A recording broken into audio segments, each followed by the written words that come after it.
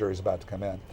Now, sometimes when a witness is delayed, maybe the witness is on a different floor in the courthouse, that'll cause these delays occasionally.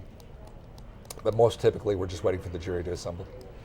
Let's explain to folks how long, she'll have to serve once the sentence is handed down. Well, any sentence she receives, she'll have to serve half before she's eligible for parole, or 30 years, whichever is less. So when you talk about life sentences in Texas, absent it being a capital offense, their probation eligibility for a offense like this, for a violent offense, is typically a half-time. And when there's a finding of a deadly weapon, it's a half-time. So that means that before even parole eligibility exists, before you can even be considered for parole, your actual time served, not including good time, not including any extra credits you may receive because of prison overcrowding, your actual time served must equal 1/2 the sentence, or 30 years, whichever's less. So simple math tells you that a life sentence and 60 years are the same thing. 99 years and a 60 years for parole eligibility purposes are the same thing. Okay, so we're getting some sound from the courtroom. Thank you. You all may be seated. Good morning, ladies and gentlemen. Good morning. Ms. Nicholson, I believe for you. Good morning, ladies and gentlemen. Good morning. I concluded with that. Yesterday, you were in the middle of presenting some evidence. I concluded with that evidence, Your Honor. We're ready to call our next witness. Thank you. State calls Alexis Stossel.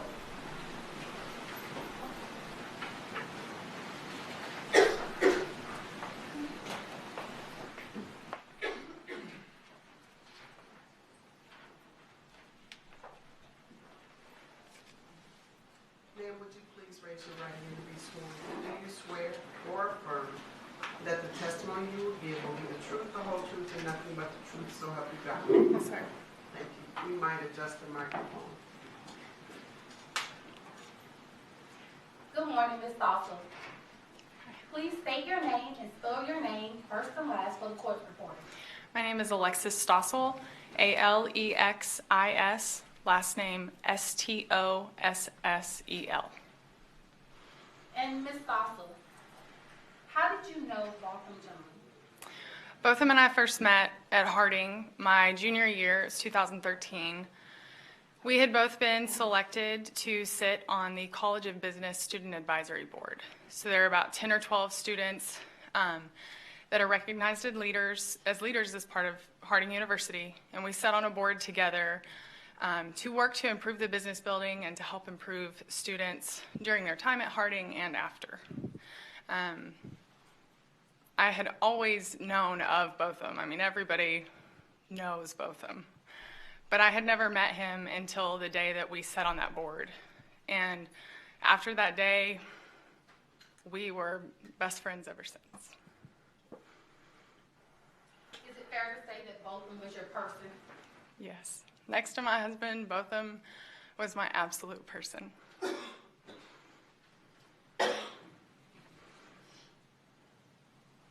During your time at Harding, how did you recognize Botham affecting the students on campus? Botham was a natural leader. I mean, in every aspect between friendships, groups that he was involved with, he took a leadership role. People gravitated towards him. It didn't matter if you didn't know him personally or you just were in the same room. You just felt welcomed by his presence. Excuse me. And how did your husband and Botham get along? I always joked that once I had introduced the two of them, that it was me that was the third wheel because they talked nonstop about sports and life. And anytime something would happen in the NBA, oh man, Botham would immediately text my phone and say, I gotta talk to Jacob. And I finally was like, you have his number, just call him. I don't want to talk about sports. But they loved to get together and we used to hang out a lot.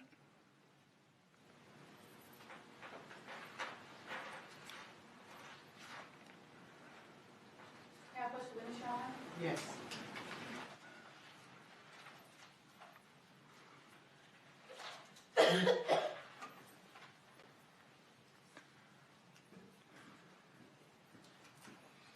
I'm showing you what's been identified as States Exhibit 333, 339, 340, 341, 342, 343, 344, 345, and 346.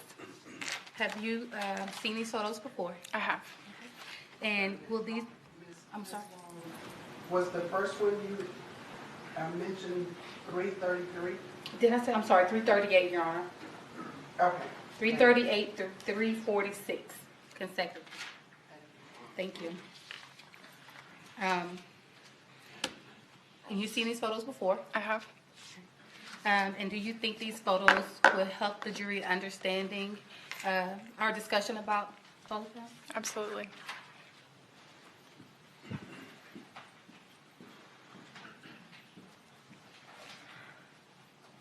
State's tendering 338 through 346 to the defense objection. State has previously tendered these photos. I have no objection. They're all admitted. Thank you.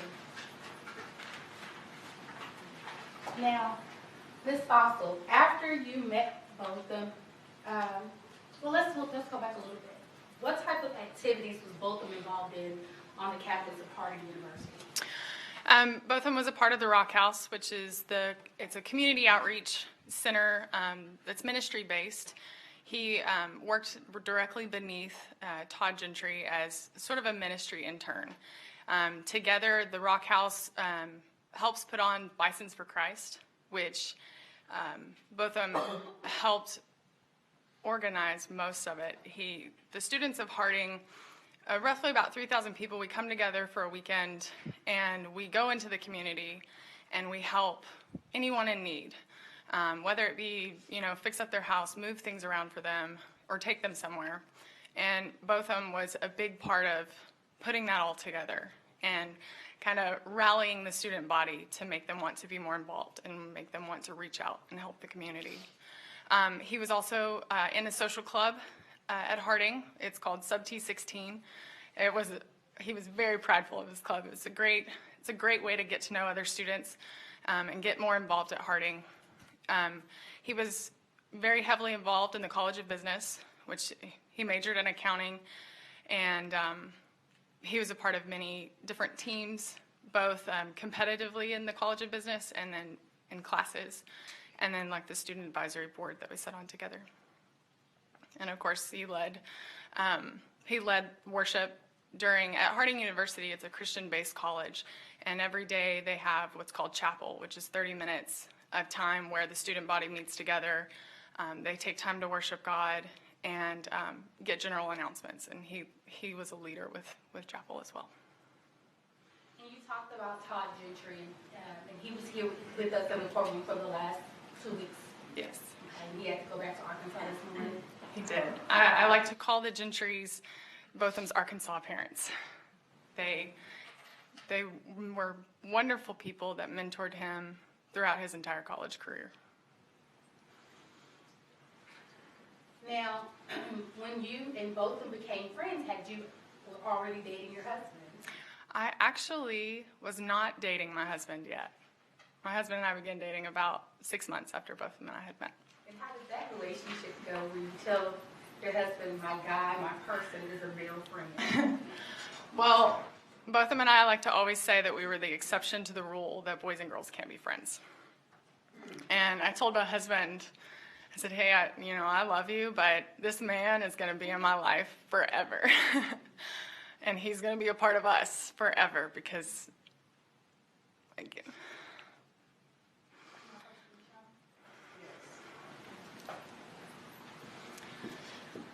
Because I can't imagine living life without my other person.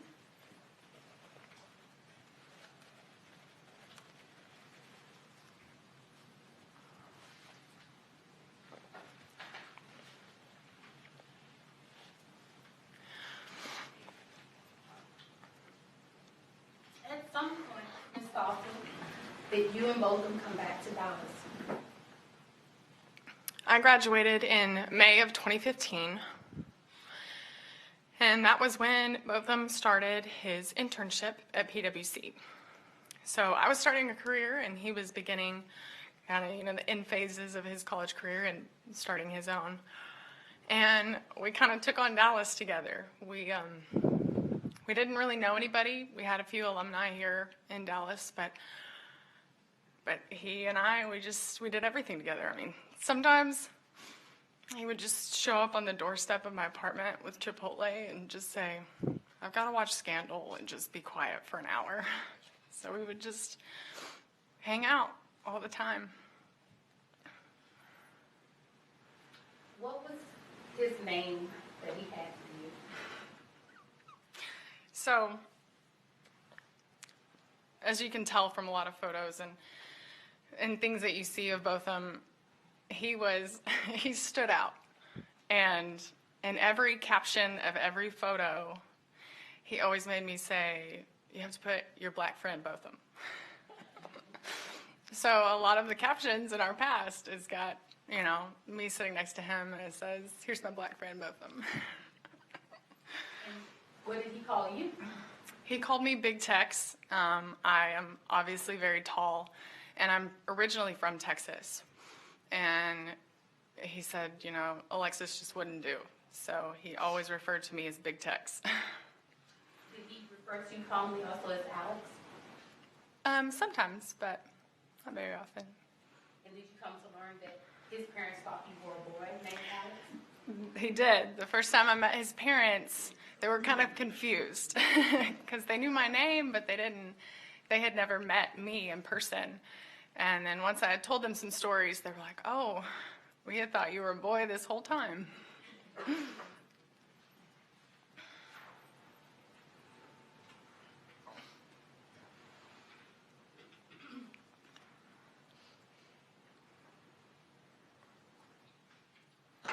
Now, Ms. Foster, I'm going to show you some photos, and I want you to kind of tell the jury about some of these photos, okay? Okay. I'm showing you what's marked as State's Exhibit 346. And is that both of them? Yes, so this is taken at Harding. This is a part of his social club, Sub T16. When you're a part of a social club, you get a jersey with the club's name on it, and every Friday you wear that jersey on campus and all around. And something that Sub T is very much known for when they take photos is you look away with a thumbs up across your chest. So that is the classic Sub T stance at Harding. Now, at some point, you and your husband were married, of course. What role did both of them take in that ceremony? So I wanted both of them to be a part of the wedding, but more so I wanted his voice to be a part of our wedding because he had such a unique voice and just a speaking voice. So he was the MC at our wedding, so he introduced everybody and he was in charge of the playlist and made sure that we cut the cake on the right time and danced on the floor. And so he was there the whole time. And I'm showing you what's been marked as State's Exhibit 338. And what was that from? That's from the night of our wedding. And that was taken just at the reception hall.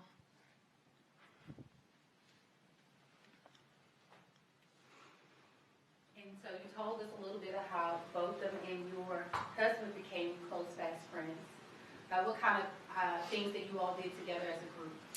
Besides the usual cookouts at our house or at both of them's apartment, we went to all kinds of sporting events together. A firm that I had worked for, I had the opportunity for a lot of free tickets to Mavericks games and to Stars games, and both of them demanded he be a part of that all the time. And so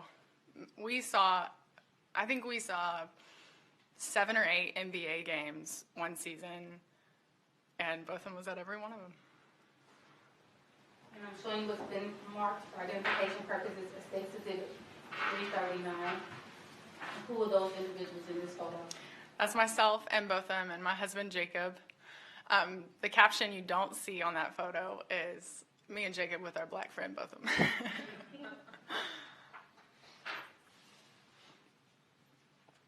When you all returned to Dallas, did both them and yourself attend church together?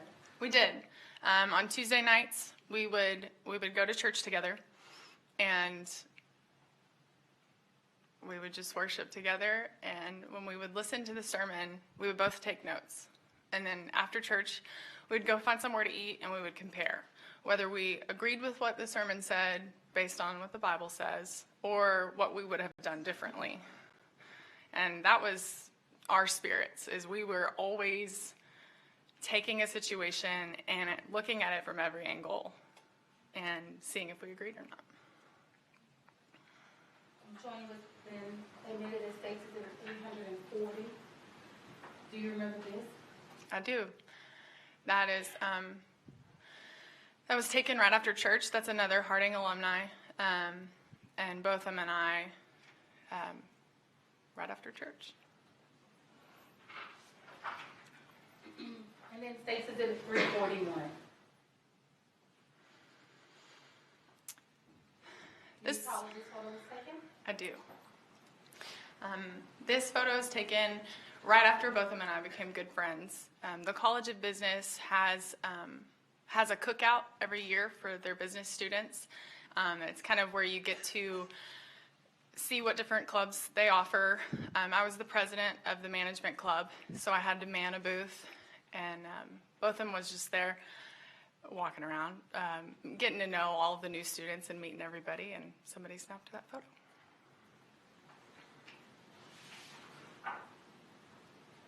Was Botham the friend who would do almost anything for his friends? Oh, yeah. And you could volunteer him for something, and he'd show up acting like he volunteered himself. And at one point, did he officiate the wedding of some of you all's classmates? He did. Caitlin and Exie are two really, really good friends of both of ours. And they wanted him to be a part of their wedding, and they asked him to be the officiant. And I'm showing you what's been marked as States Exhibit 342.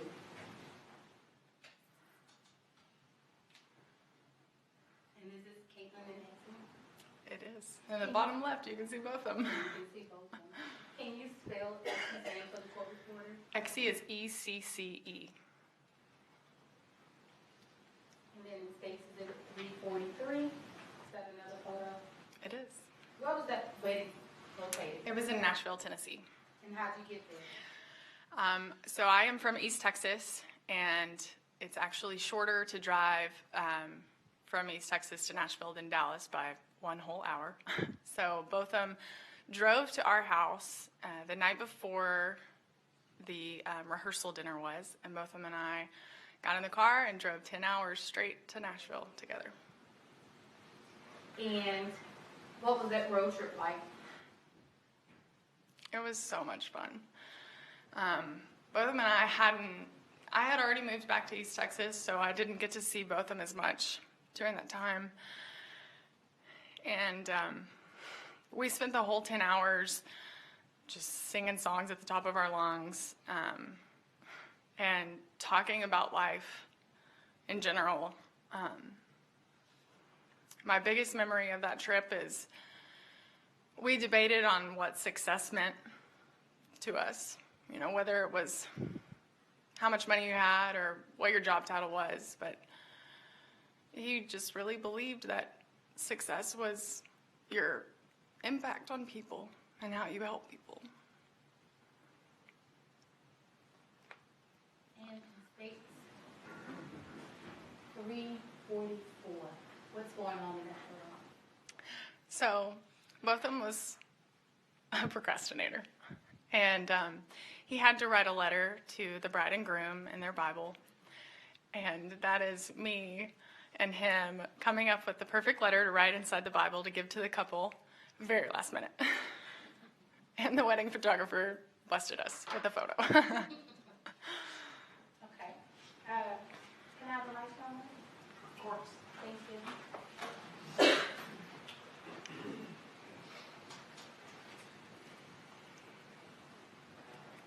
Ms. Fossil, did you and both both of them, I guess, kind of always bounce off his problems with you or your problems with him? Always. Yep. He would call me after work if it was a tough day or even if it was a good day, and I was the same. When I lived in Dallas, I had a hard time figuring out what I wanted to do with my career and what I wanted to be. And both of them was always there, encouraging me to find the good in every situation. If something was unethical or if something was just challenging, find the good. What is it teaching you and how can you improve? We talked almost every day. If it wasn't a phone call, it was a text message.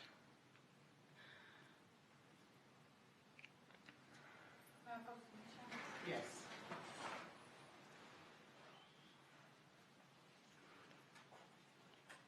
At some point, Ms. Fossil, you debated and made the decision to move back home to East Texas. Is that correct? It is. And was that decision easy for you? It was very hard. The business major in me thought you had to live in the big city to have the cool career. But the small town girl in me wanted to be closer to our family and closer to where we wanted to be for the rest of our lives. So deciding to go home meant risking a big Dallas career and risking not seeing my best friend every day. And state wants to offer State's Exhibit 347, 348, and 349, previously tendered to the defense for any objection.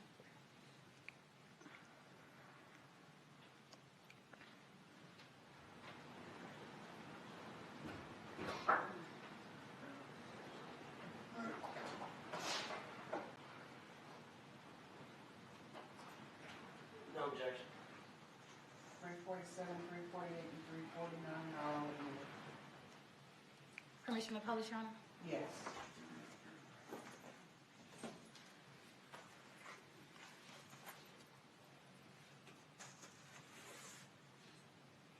Alexis, you and I have spoken about your communications with both of them, and I asked you to send me some text messages. Is that correct?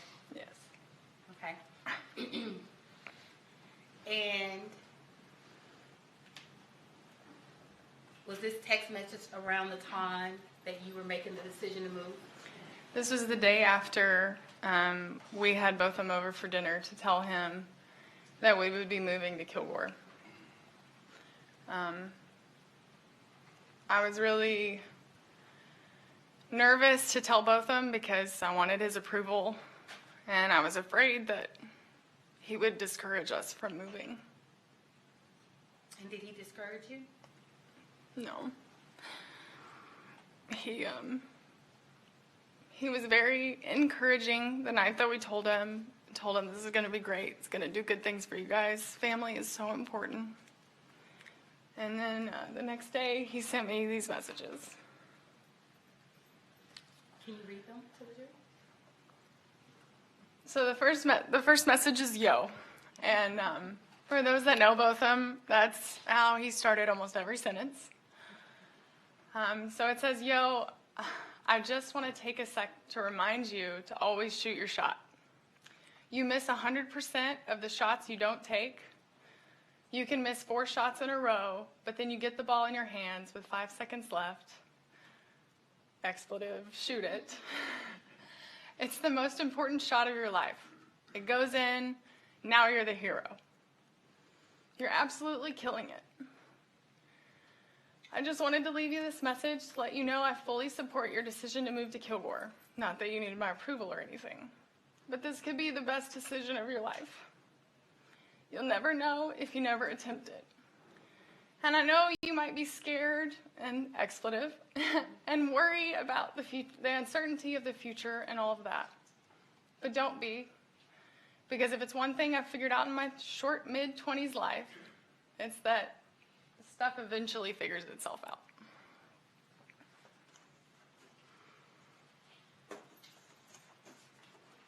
And then that text message continued. It did. He was not afraid to double text. And in States Exhibit 348, He continued with, I've always valued our friendship, and I want you to know that no matter where you and Jacob are, I would give up a limb for y'all, maybe two. And then he signed it, your black friend, Bo.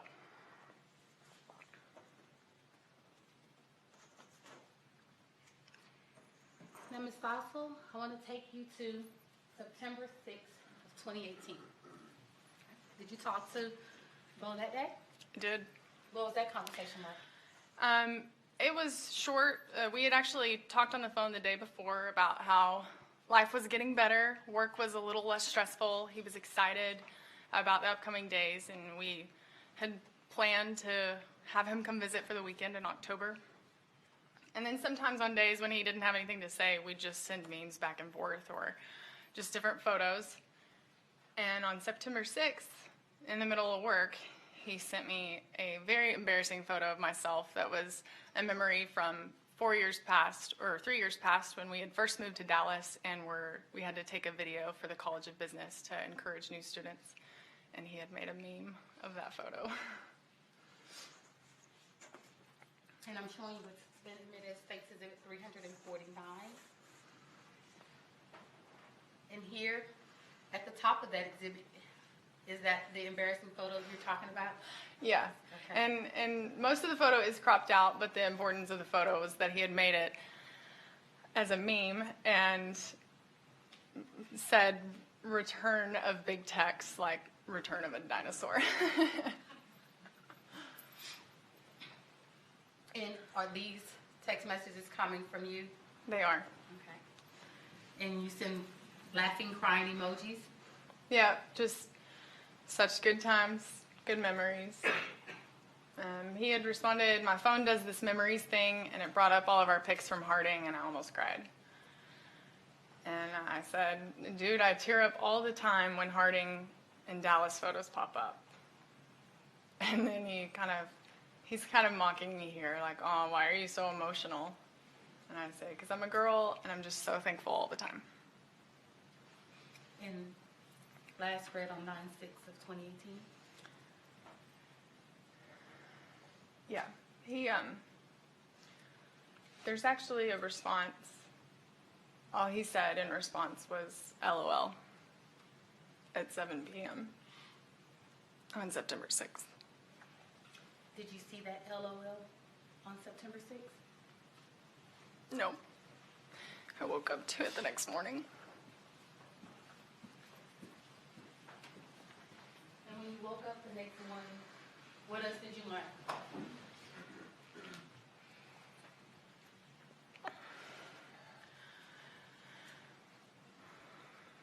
I got a phone call about 6 in the morning.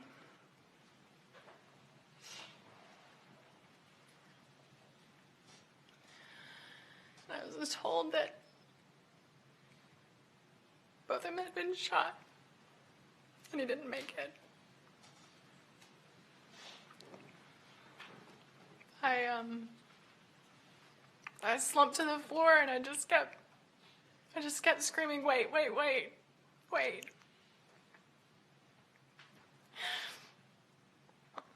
I hung up the phone, and I called both of them 7 times, and there was no answer. I have never lost someone this close in my life.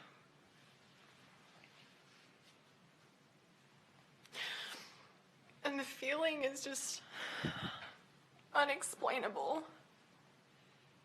Because if I had just seen the text message, if I had just expanded that I'm thankful for you all the time, maybe it would be a little less painful.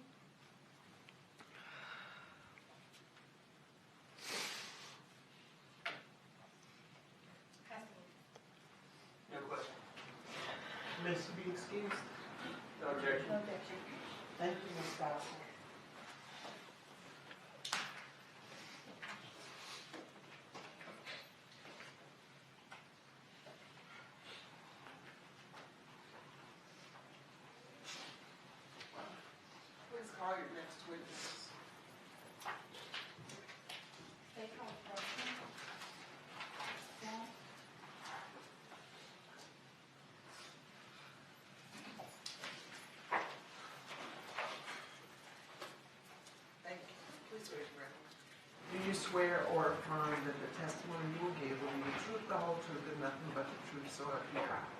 I have full honor.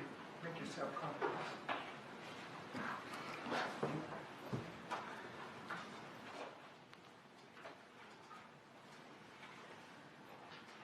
Please state your name and spell your first name for the court reporter. I am Bertram Jean, Bertrum Jean. Bertram, you are the father to both of them? Yes, I am. I want you, from your perspective, tell the ladies and gentlemen about your family.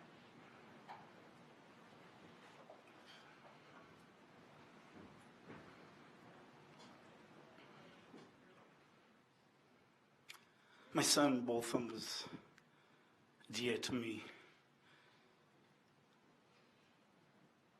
I reflect the great memories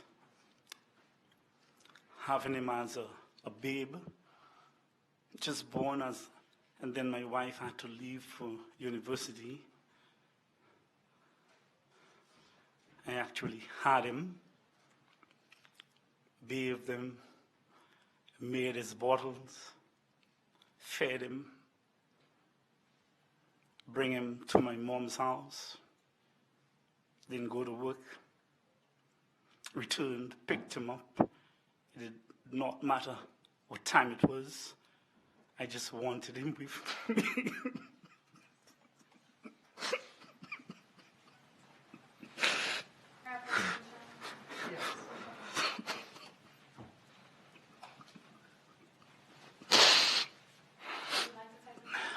No, I'll continue.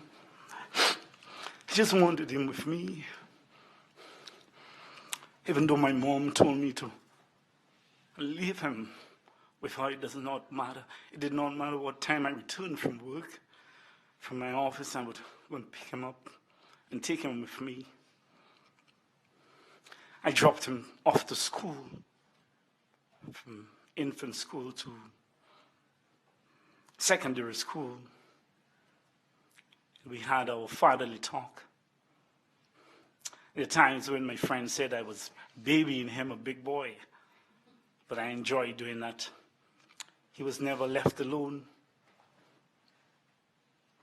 I'd bring him to school in mornings and pick him up one afternoon, even up to a grown boy of 16 years. And he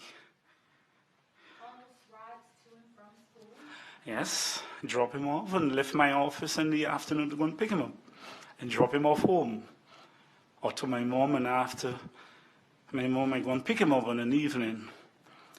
So we always spent a lot of time chatting together. I attended every meeting the school initiated, every meeting that was called, I was there for him. I can recall the hugs at primary school before he left.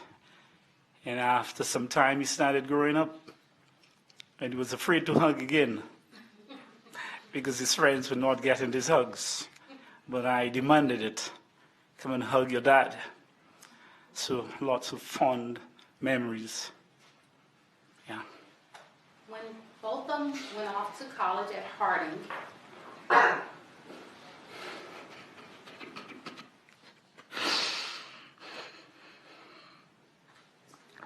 how did you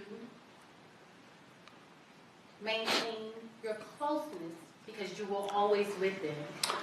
Yes, we communicated via WhatsApp, and the times when he called and speak to his mommy, I would be nearby, and he would certainly say if my wife asked for him to speak to me, and he said, no, I'll call my daddy on his own phone.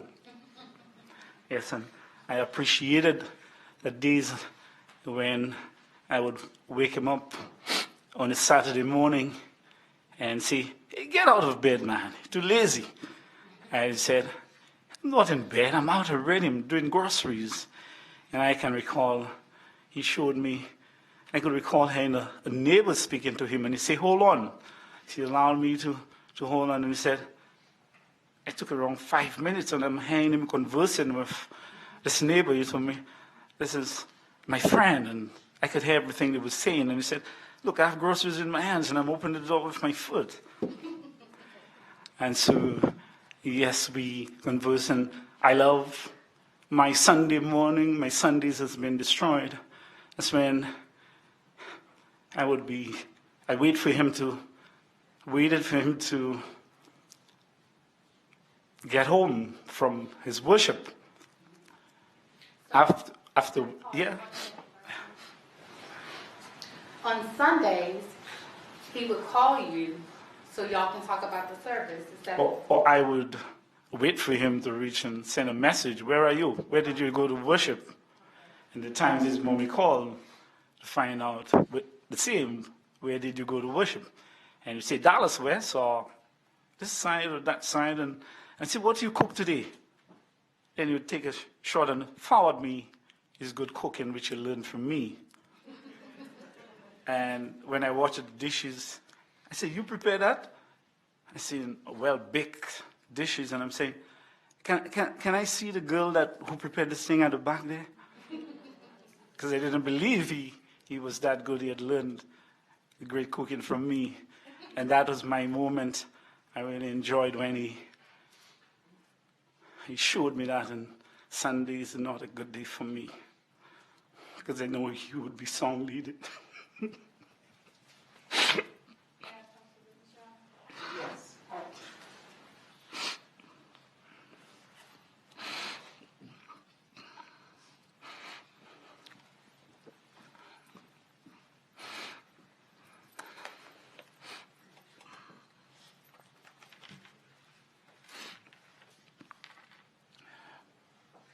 I'm showing you State's Exhibit 350, 351, and 352.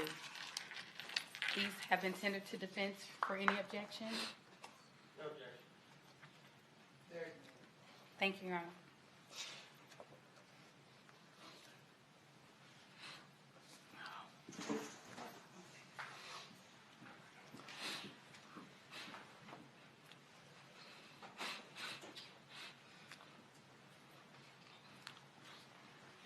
Bertram, you said that Sundays are not good for you anymore.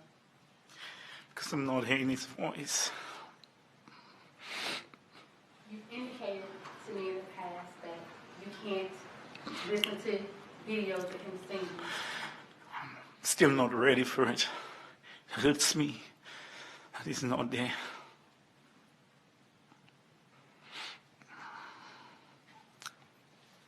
I'm showing you State's Exhibit 351. Do you remember this photo? Yeah, that's one of my favorites. Father and son having a chat at Tommy Bush's residence in Arkansas. And I had venison for the first time. He encouraged me to have some venison. And are you imparting words of wisdom on it? No, we were just generalizing, speaking about the ponds and the fishes and what he loved doing. And then in State's Exhibit 350, that looks like a Christmas time photo. I can't even recall. I just loved being by his side. He felt, and people would ask, who is the father, who is the son? Because he has more size than me.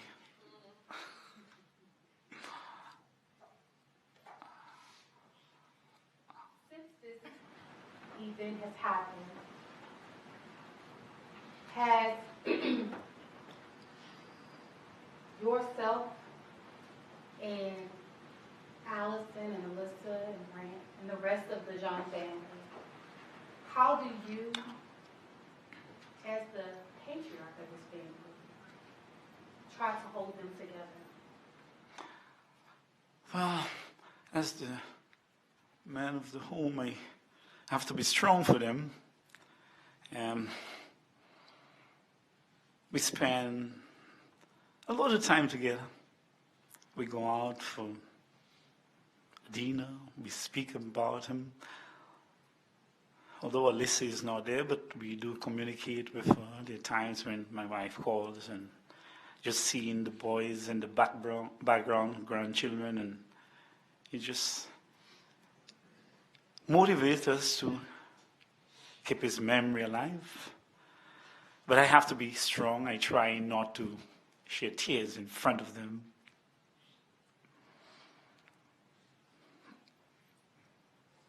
And I'm going to show you State's Exhibit 352. Mr. Jones, in this photo,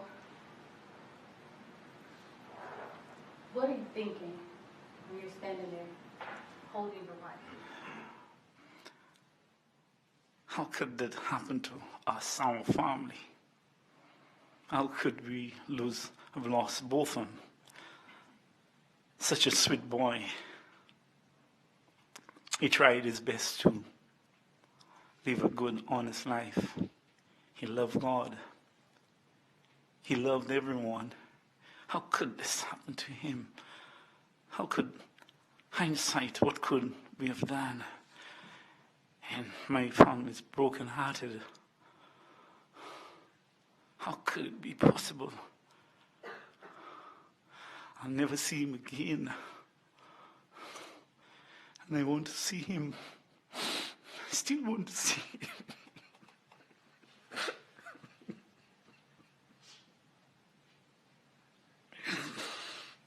It's hard. I've never experienced a close death in my family. It's hard not hearing his voice.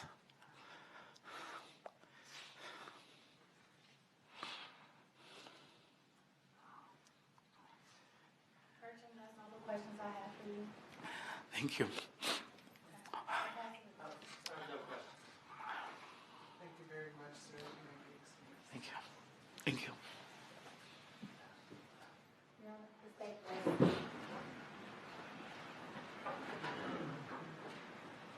What's next for the appeals? Karen Guyger? Call Karen Guyger.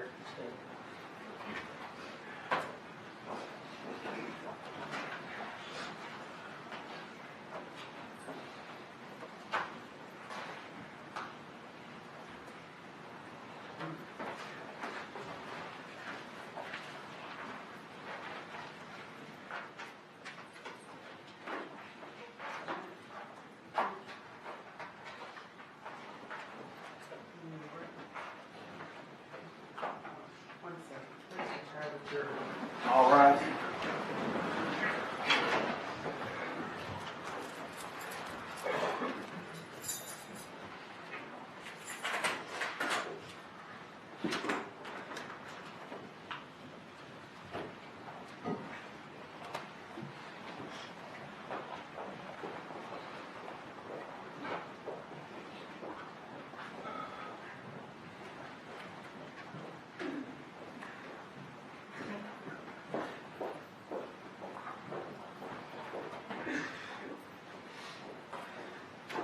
You all may be seated.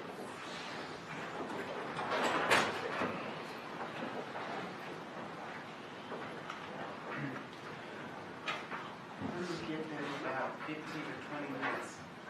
I realize it takes that long for them all to take a break. So we'll start, well, let's just start back at that.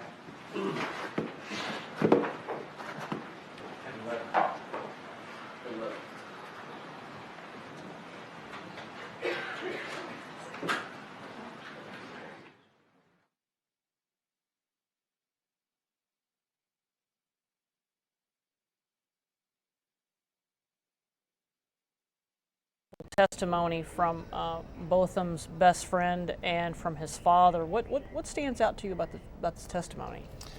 Well, I think the emotional impact that the state is trying to convey is that his life affected and touched so many people and had a powerful impact. He was someone that connected in a deep, meaningful way with his friends, and everyone he came in contact with. It was very powerful. It was something that that the defense just has to endure, and they won't ask questions because, of course, they don't want to prolong it, and they have no way to challenge it. It was very hard to hear. It almost seems like this break the judge is taking, which is after a relatively short court session, may have been in response to how emotional that testimony was. Right, because we can't see the jury, but I mean, Alexis Stossel and his father were, it was moving testimony, and what really I think got me in Alexis's testimony was that description of that last text message, Absolutely. LOL, and then waking up the next morning and finding out that he's been killed, and she said, I just kept screaming, wait, wait, wait. I hung up the phone and I called both of them 7 times and there was no answer. She said, she wishes she had seen that text and could have responded to tell him how much he meant to her, and that maybe it would have made the pain just a little less. Right, and that description of how she reacted is so visceral that I'm sure it was hard for the jury to hear. I'm sure it had a very emotional impact, and of course his father's testimony as well. It's not just about the loss and the pain of the loss, but the loss of the future with these Right. friends and family members. That's so hard for them to understand and accept, and that's going to be something that I think definitely comes into play in the jury's deliberations. There's a question here, as a judge, how hard is it not to be affected by testimony like that? Very hard. I mean, we're human. We have the advantage of hearing it more often than other people do. And so you do kind of get a little bit of a crusty outer shell that keeps it from sinking too deeply in, but it still affects you. It is still something that real raw emotion will get to you, especially Judge Kemp. I've seen a couple of the habits I used to have when I was on the bench and heard that real emotional testimony that I could feel was getting to me. I would find something to distract me. I'd start taking notes. I would maybe type something on my computer, anything I could to kind of distract me from the power of the testimony. The jury doesn't have that. The jury has to tune in to every word, and they're feeling it in its full force. And it is very powerful testimony, and then of course his father talking about how Sunday mornings are no longer the same because they would talk after church, and I wrote down, he said, how could we have lost both of them? Such a sweet boy who tried his best to live a good, honest life. He loved God. How could this have happened to him? How could this be possible? And then he talks about how he still wants to see him. It was very, that's just, as a parent, you just can't imagine the prospect of never seeing your child again. Right. In such a senseless way that this happened. And the senseless way is exactly right. That question of why, how could it have happened, how could it have happened, was a question that the jury ultimately agreed there is no good reason why it happened. There was no justification as to why it happened. And it'll be, again, I think it'll be felt in the jury room during the deliberations, and that pain is something that is so hard to identify with unless you've lost a child, but also so easy to understand in a way, because that emptiness that would fill and that void you would have will never be filled. Oh, somebody's asking, what was the text message about the German Shepherd? I don't remember the exact wording of that text message, but it was an exchange back and forth about a dog and a dog being racist. It's hard. If you go back if you want to listen to that, go back and look at that. Right. You can go on YouTube to yesterday's testimony, and it's towards the end of that, and you'll see the prosecutor puts all those text messages up on the screen and explains the back and forth. Let's talk about the contrast. Okay, so we've got these text messages, this Pinterest that we saw yesterday, and now all this testimony we've gotten from his friends and family. This contrast between these two people. And I think that's part of what the prosecution wants to draw a clear distinction between the way that both of Jean used his text messages, his life, his actions to lift other people up, and the way that Ms. Guyger would use her social media posts, use her text messages to make derogatory comments about other people, to tear people down, to talk about violence, to talk about aggression, instead of the very uplifting, positive way that Mr. Jean would do with his messages and his communications. And that's part of that distinct difference. Alexis Stossel's embracing of Mr. Jean and the way they helped each other, and the love that they had for each other, and the faith that they had together, compared to this kind of caustic, derogatory, racist communications that Ms. Guyger has with her friends, is going to be a stark contrast, and is going to be something the jury cares about ultimately, I believe. Some people are saying they are sorry that they missed this testimony. You can easily go to our YouTube page on WFA, our WFA YouTube page, and rewind that testimony and listen to it for yourself. It was gripping, painful, hard testimony to listen to. It really puts the loss of this wonderful young man into context. When you think about this young man who, by all accounts, lived a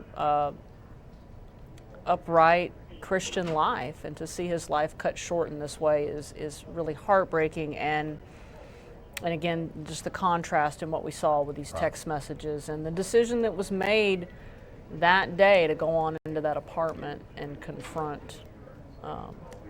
And it's a tough one. What do you think so the prosecution is now wrapped up? What do they have to do now?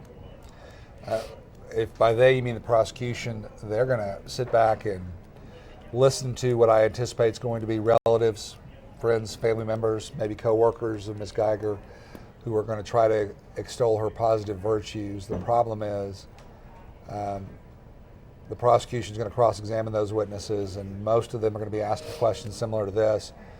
Would it surprise you if Ms. Guyger was posting these racist comments? Would it surprise you if there were these violent, aggressive, at least appearance on social media as being violent and aggressive? And if that person testifies, yes, it would surprise me, then they're going to be shown the communication. Here's the text message. Here is the social media post. Is this the Amber Guyger you knew? Well, then did you really know Amber Guyger? Right. And that is going to be a question that each one of them is going to get asked, and that each one of them is going to find difficult to answer. Because if you answer, yes, I knew she had racist communications occasionally. If you answer that, yes, I knew she There's could really be, no good answer. There is no good answer to it. And that's the box. That's the reason I think Ms. Guyger ultimately won't testify, is because she can't answer in a way that in any way helps her ultimately. And I think in the end, the calculation and the weighing of the risk is too great for the defense to put her on in punishment. How many witnesses do you think we'll see from the defense here? I don't think it'll be very many. I think it'll be 2 or 3, and they'll be relatively short. They're attempting to evoke the same emotion that the prosecutors evoked in Mr. Jean's favor and against Ms. Guyger. They're going to try to evoke similar emotions in favor of Ms. Guyger. They're going to try to have the mom testify, please don't send my daughter away for life. She's a good person. I love her. Well, yeah, that's almost a meme into itself, that the mother gets on the stand and prays for the jury not to send away their person, the person who was just convicted. And it does have some effect, but I don't know that it can counteract the powerful emotion that we heard today.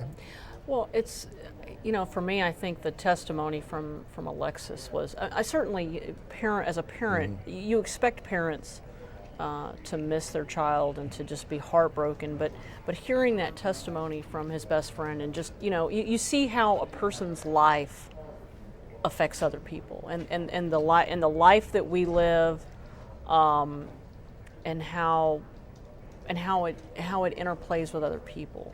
And it certainly seemed he was the kind of individual who wasn't satisfied just doing for himself, just trying to achieve in his career, just trying to stay in his lane. He wanted to get outside his lane. He wanted to impact other people. He wanted to be active in his church. He wanted to have that ripple effect that a life well led has, and it certainly seems by all indications he was that kind of man.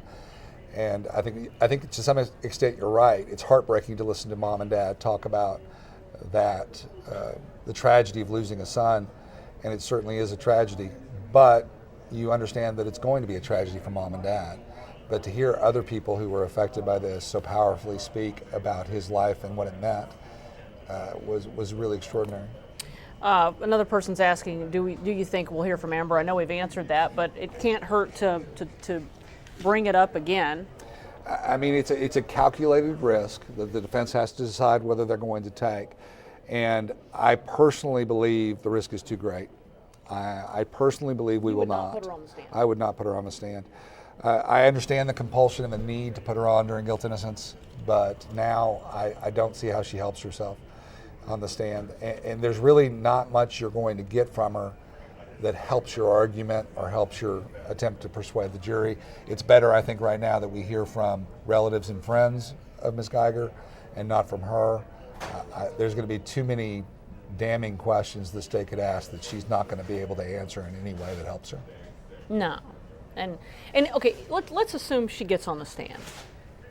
Let's assume she does take the stand again. What does she have to do?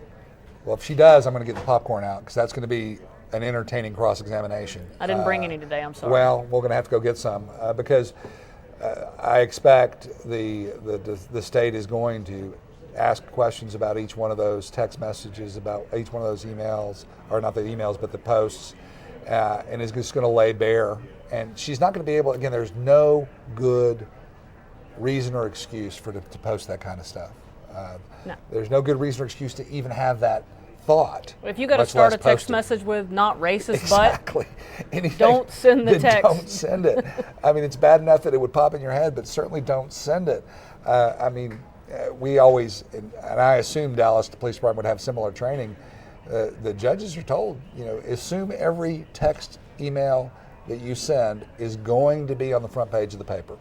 Right. And then before you hit send, how is it going to look on the front page of the paper? And I would assume that there's similar social media training in DPD. And if not, maybe they need to add that course. Well, there's definitely, policies on social media, but perhaps people need, again, with your text messages. I know when I joined the investigative team a couple of years ago, I certainly think much longer and harder. You might think something's, pithy or funny, but taken in context, of course, there is no good context for these text messages. That's the thing. There's no good explanation for them.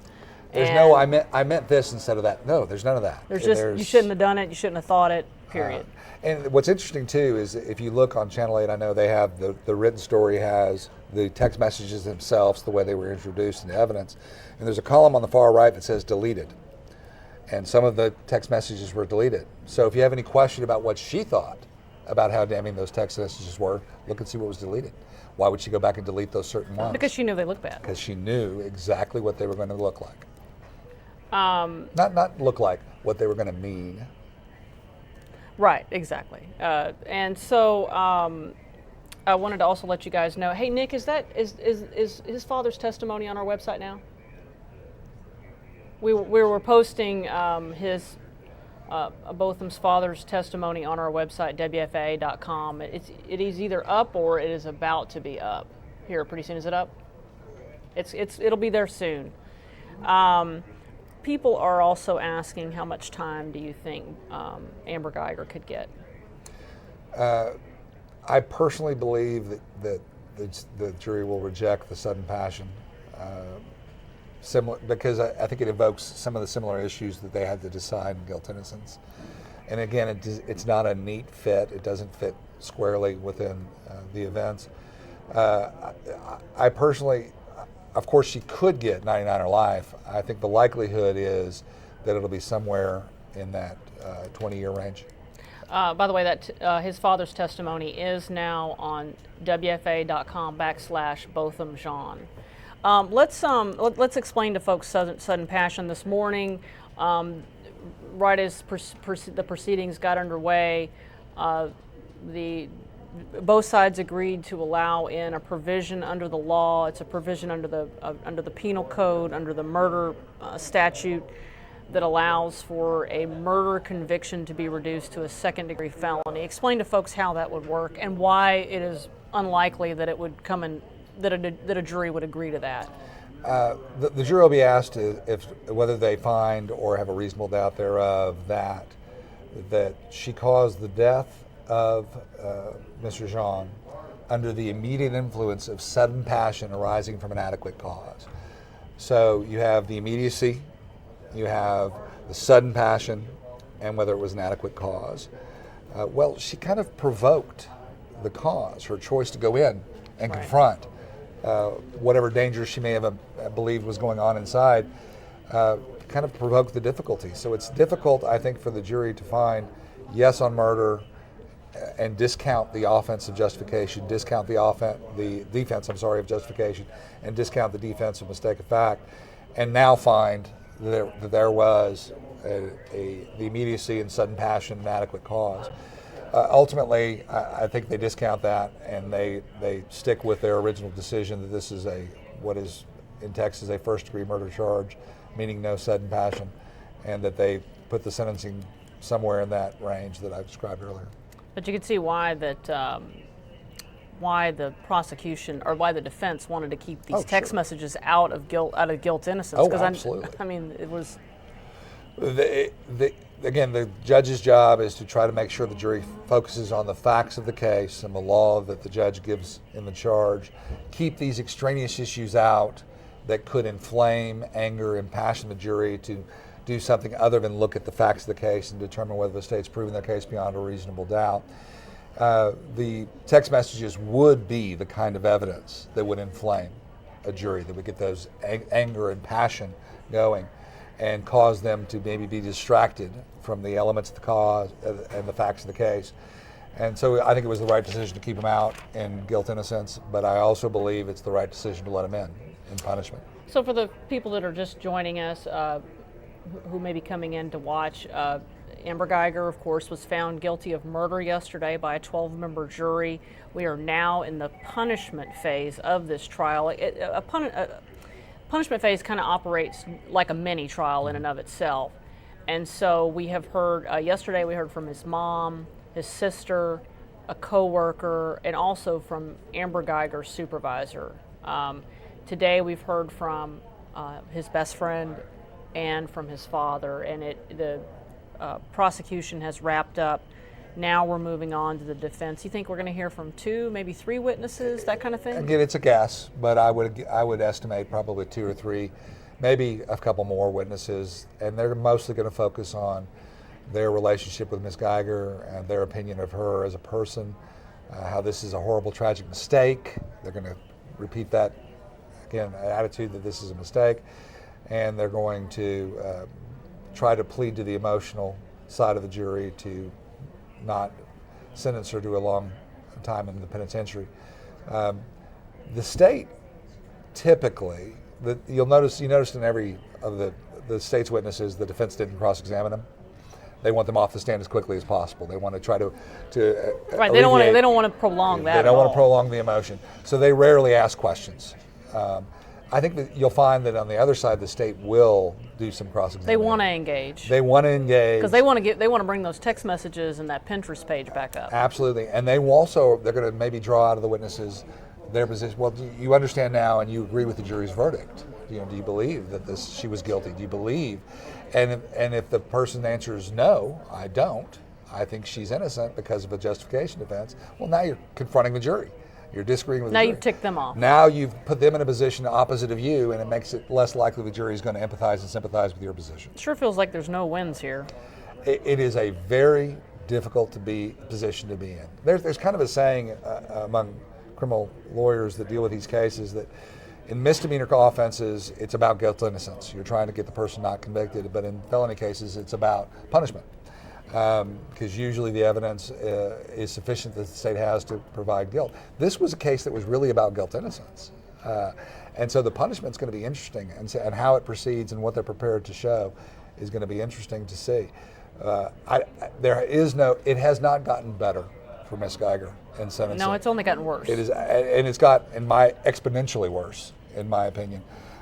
Yesterday, when I was being asked about what the sentence would be, I said, well, that if there's nothing that shows any racially insensitive tendencies, if there's nothing that shows excessive force use, then I had an opinion that was relatively modest. But with those things added, I think the jury's going to be, I think there's going to actually could be a separation too. I think we're going to see some people who really want a serious long sentence, and to see what they compromise on and what they come up with will be interesting. Because it does have to be unanimous. Would you have a ballpark? Again, I expect it to come somewhere in that 20-year range. I had a much lower estimate yesterday before I learned of all the text messages. But that, if I were guessing, that's my guess.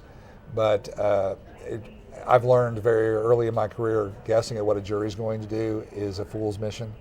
You really have no idea what the jury's thinking. Okay, the judge we can see her, she's come back into the courtroom. We still don't have sound yet. The rule is that we cannot have sound in the courtroom or sound from the courtroom when they're not on the record. That the judge has been very firm on that rule.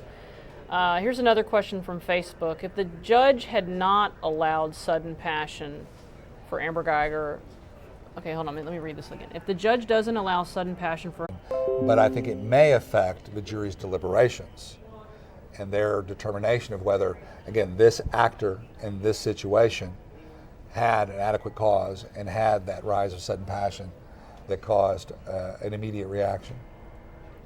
Well, we still don't have sound yet, but I just got a Facebook message from actually one of Botham's relatives, his brother-in-law. He wants to know, if Amber gets 11 years or less, does she get a chance at appealing while being free? The short answer is no appeal bonds on a murder charge. So even if she got the absolute minimum, which is 5 years on the murder charge, 2 years on a sudden passion, if that's found by the jury, even with the minimum, she's going to be incarcerated during any appeal.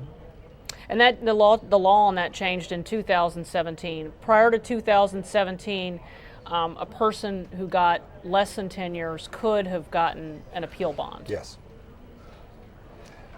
Let's see, we got sound back in the courtroom. Let's see what's going on here.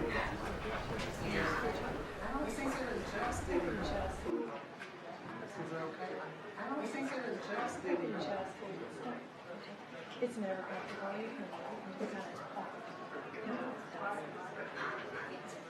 Can you lean forward like this?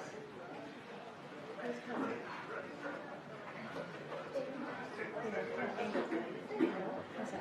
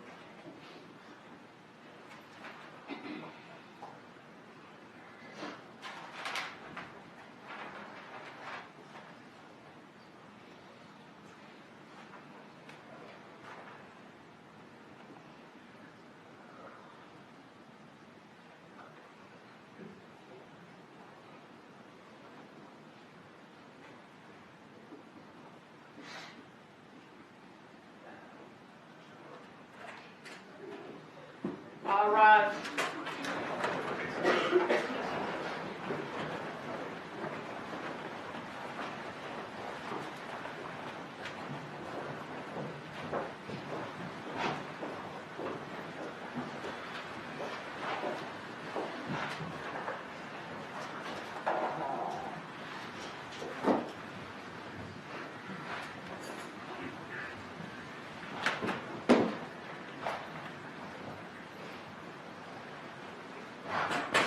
Thank you. You already received it. And Ms. Guyger, if you would you please raise your right hand in this room? Do you swear or affirm that the testimony you will give will be the truth, the whole truth, and nothing but the truth, so help you God? Thank you very much. Bishop? Thank you. Could you tell us your name, please? Karen Guyger. And you're Amber's mom, is that correct? Yes, ma'am. How old are you? 66. I'll be 67 in February. Does Amber have any siblings? She's 2. Can you tell us who they are? Her older sister is Alana, and she has a younger brother, another brother. Alana's the oldest, and then I have a son. His name's David. He's a David. Go ahead. And Amber was the youngest. So you have just 3 children, is that correct? Yes, ma'am. And where did Amber grow up? In Arlington, Texas. Were all 3 kids fathered by the same man? Yes, ma'am. And what's his name? William. And are y'all still together? No. How old about was Amber when you and Bill separated? I guess when she was about 5 or 6. May I approach the witness, Your Honor? Yes. Ms. Guyger, I'm going to show you 2 photographs that have been marked as defense exhibits, number 95 and 96. Are those photos of your 3 kids in 95 and then a photo of your family in 96? Yes. Yeah. That's 95 and 96, Your Honor. No objection. They're both in there. Permission to publish the jury? Yes, ma'am.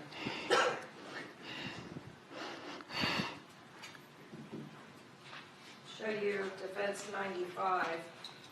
Who is on the left here in this photo? That's Alana. And how old is she now? She's 38. And who is this here in the middle? That's David. And then this is Amber here. Yes, ma'am. About how old was Amber in this photo, do you recall? I'd say she was in junior high. I'd forgotten. I'm sorry. Go ahead. I think I know. About Trying to. junior high. Yeah. I think, And then yeah. defense And exhibit that's- number 96. And that's much later. This is Amber in the middle. Yes, ma'am. She's picked you up. That's you. Mm. And your son here. And then Lana, your daughter. And then, even though y'all aren't still together, this is the kid's dad, and that's Bill. Is that right? Yes, ma'am. Now, even though y'all were separated, was Bill, excuse me, still present in Amber's life? Yes, ma'am. And you said Amber was around 5 when you and Bill separated? Yes, ma'am. She's And- still young. She's young. In 1995, when Amber was 6 years old, were you dating somebody? Yes, ma'am. And do you recall his name? Joe. Is that Joe Ortiz? Yes, ma'am. Would he stay at your house on occasion? Yes, ma'am. On February 25th, 1995, Amber would have been 6 years old, is that right? Approximately. Yes, yes, ma'am. Yeah. On Yes, that ma'am. morning, did you learn that Joe had been sexually molesting her? Yes, ma'am. In fact, did you call the Arlington Police Department to your house that morning? Yes, ma'am. recall speaking with an Officer Smith with the Arlington Police Department. Yes, ma'am. Can you explain what you saw that morning that caused you to confront Joe? I was going back to the bedroom. I was fixing to take a shower, and I forgot my comb. And that's when I saw him coming out of the bedroom, and then Amber came out. And as a result of some conversation that you had with Joe and also with Amber, the police were summoned to your house, is that correct? Yes, ma'am. And was Joe eventually arrested for indecency with a child, with Amber being the named victim? Yes, ma'am. He ended up pleading guilty on that case, is that right? Yes, ma'am. Can you tell us a little bit about what kind of child Amber was? She was sweet. She loved going outside all the time, and she made friends real quick. What elementary school did she go to? Louise Planton. Is that in Arlington? Yes, ma'am. Did she play any musical instruments when she was growing up? She played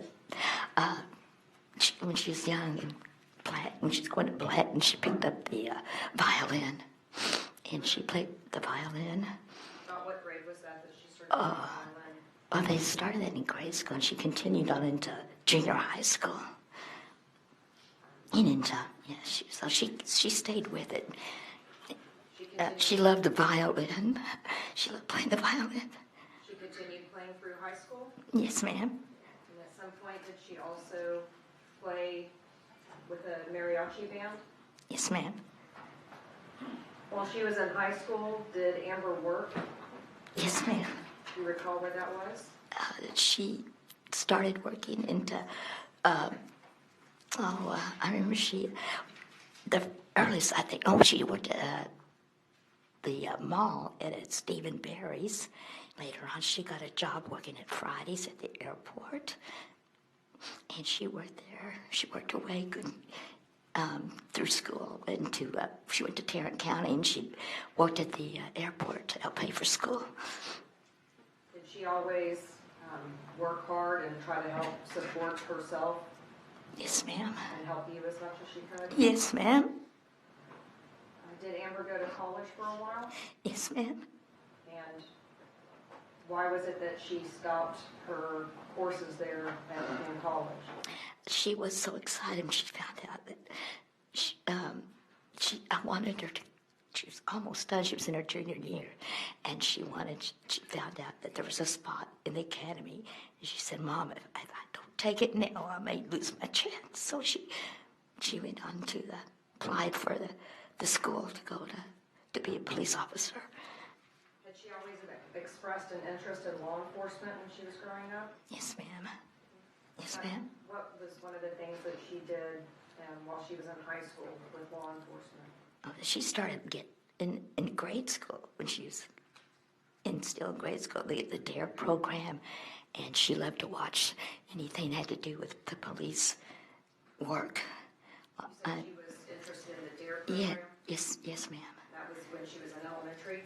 Yes, and they would always have the programs, to help children, get interested in a career that they had a passion for it. She had a passion for it, and it continued on to high school, and she went on the ride-alongs.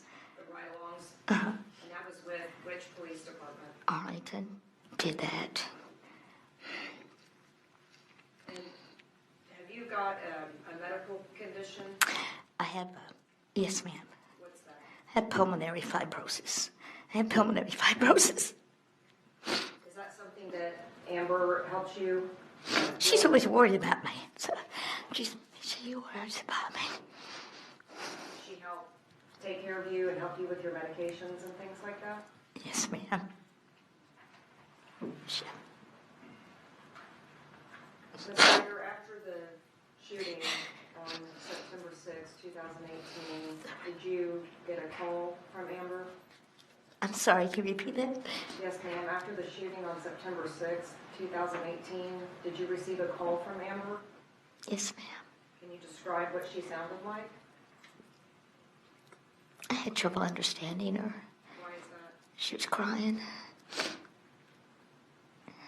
Can you explain how she's reacted since the situation of knowing that she's killed an innocent man? She was very upset. I couldn't understand her. When she first told me, I couldn't understand her because she was crying so hard. Since that time until now, what have you seen as far as her remorse for accidentally going into this wrong apartment and shooting this man? She wanted to take his place. She always would tell me she wished she could have taken his place. She feels very bad about it. She feels very bad about it.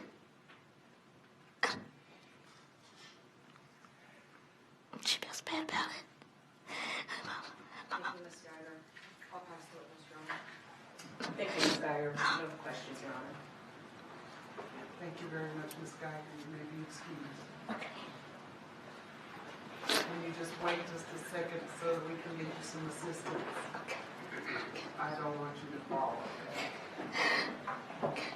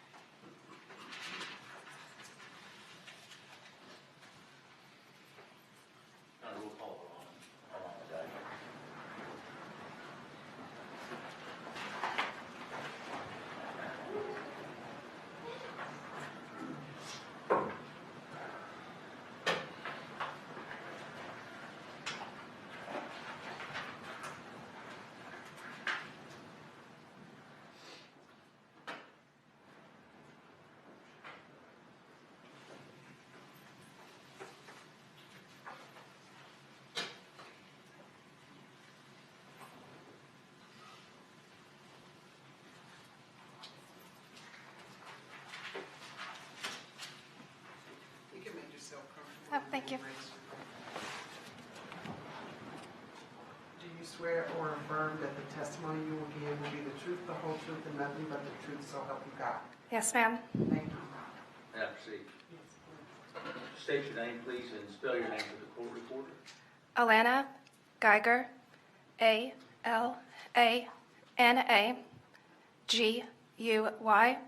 Guyger. How old are you, Ms. Guyger? I'm 37. And could you tell the jury how you're employed? I work for On the Border. I'm a server. All right. And you're the older sister of Amber Guyger, is that right? Yes, sir. How much older are you? 6 years. Let me talk to you a little bit about growing up as the big sister in the house. Where your parents separated at some point in time when you were children, is that right? Yes, I was approximately 12. Whose home did y'all, the three children, stay at primarily after that? We stayed at our mom's house. Okay. Staying there, did your mother work, or was she a stay-at-home mother? She was a stay-at-home mother. How was the family provided for financially? My father provided for us financially. After your parents were separated, did your father stay involved in you and Amber's and your brother's life? Yes, he did. How often would y'all see him? About once a month, maybe, and on birthdays, and he would take us out, just him and the siblings. Yeah. As y'all got older, did you see him at all? Yes. Tell the jury what kind of little sister Amber was when y'all were small. She was the little sister that I always looked up to. I've always admired her for being brave. She's outgoing. She just has this certain positive energy that everybody gravitates toward. They want to be her friend. Yeah. Did y'all Your house was pretty small that you grew up in, is that right? It was probably just around 800, 900 square feet, I want to say. Did you share a bedroom with Amber? Yes, we did. Okay. Can you tell us what Amber was like as a little girl? Kind, bubbly, outgoing. She always wanted to be outside. I'm always trying to get her to play Barbies with me. We both shared the same musical interest. And Selena, the Spice Girls, Britney Spears, all the 90s pop bands like Backstreet Boys and such. Did she follow that musical interest as you got older? Definitely. We had all the posters, all the walls completely covered. Did she enjoy playing music herself? She did. She took up orchestra in junior high, and she played the violin, and then I believe it was her sophomore year of high school, she started playing the trumpet in the marching band. When she was about 5 years old, there was a man named Mr. Ortiz that was arrested for molesting. Do you recall that? Yes, it was a man that my mother was dating, and he touched her inappropriately on a few occasions. Did you and Amber go through counseling after he was after that his behavior was discovered? Yes, we went through counseling in Arlington for about 6 months. It was a program that was provided by the city. How did Amber respond to that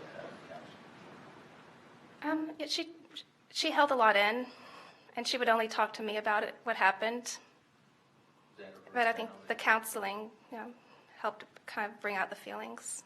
Was that her personality to hold things in? Yes, she doesn't like to upset those around her. You eventually moved out of the house after you got out of high school. I moved out and following graduation from high school and went to the University of North Texas. Did you and Amber stay close to one another after you started college? Yes, she always wanted to spend the night at my apartment on the weekends. And she had a key to a few of my apartments, and she would come over whenever she wanted to. My dad would drop her off, and we would watch movies together and do sister overnight fun stuff. As she got out of high school, you recall Amber what she was pursuing at that time when she graduated? So can you repeat the question? When Amber got out of high school, graduated from high school, what was her interest? What was she pursuing? What were her goals? She wanted to be a police officer and obtain a criminal justice degree. She went to Tarrant County College to do her basics and then continued on at the University of Texas at Arlington. Was she working full-time while she did that? She has been working full-time, 40 hours per week or more since she was 16. Do you know why Amber started working that hard that early? She is very responsible. She's always wanted to be financially stable and put herself through school. She didn't want to take out any loans or have any debts. What was, once Amber applied to the Dallas Police Department, was accepted, how did she respond to that? She was so happy that she was going to be able to have a career where she could help others in need. And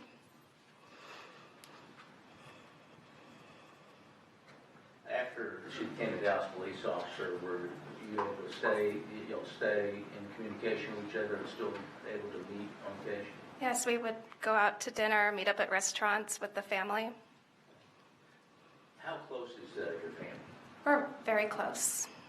Stay in a lot of communication with one another? Yes, I call my mom all the time to make sure she's doing okay. And even though we're all busy, we all have crazy hours, we manage to stay close and communicate. Does Amber stay in touch and watch her mother after she became a police officer? Yes, she'll just show up to her house unexpected to make sure she is stocked up on medications for her health issues and bring her little thoughtful gifts for no reason. Has she done the same with you? She has. I recently fell at work about a month and a half ago, and I had blood all over my clothes, and she brought me a spare change of clothes, stopped off at Academy, and surprised me. She's like,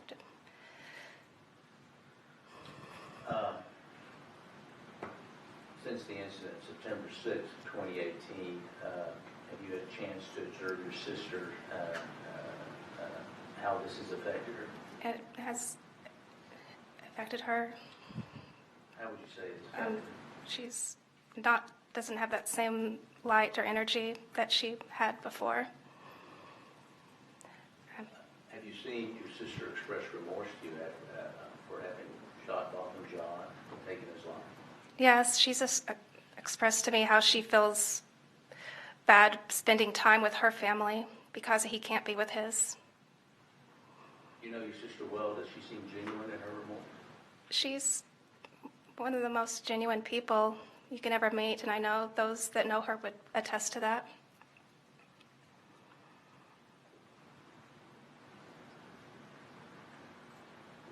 I'll pass it over to Sharon. Thank you, Ms. Guyger. No questions. Thank you very much, Ms. Guyger. Thank you.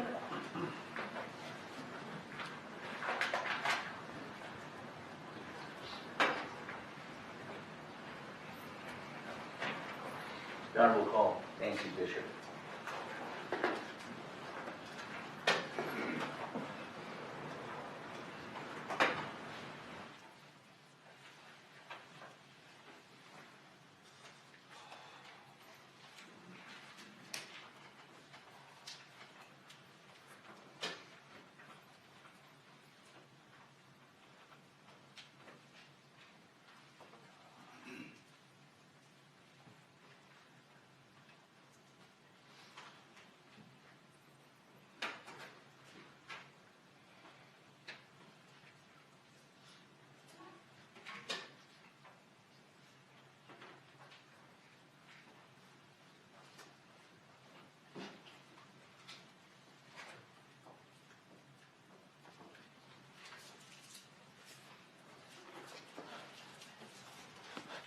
Ms. Bishop, if you would, please raise your right hand and be sworn. Do you swear or affirm that the testimony you will give will be the truth, the whole truth, and nothing but the truth, so help you God?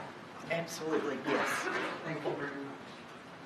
Will you state your name, please, and spell your name for the court reporter?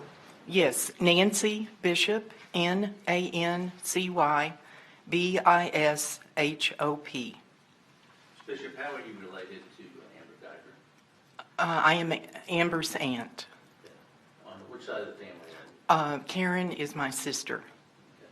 Is she older or younger sister? I'm the older sister. Okay. All right. And where do you currently live? What city? I live in Austin. Okay.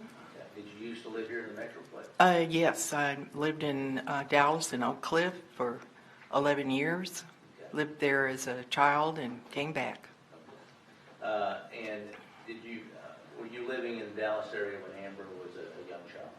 Yes. Okay.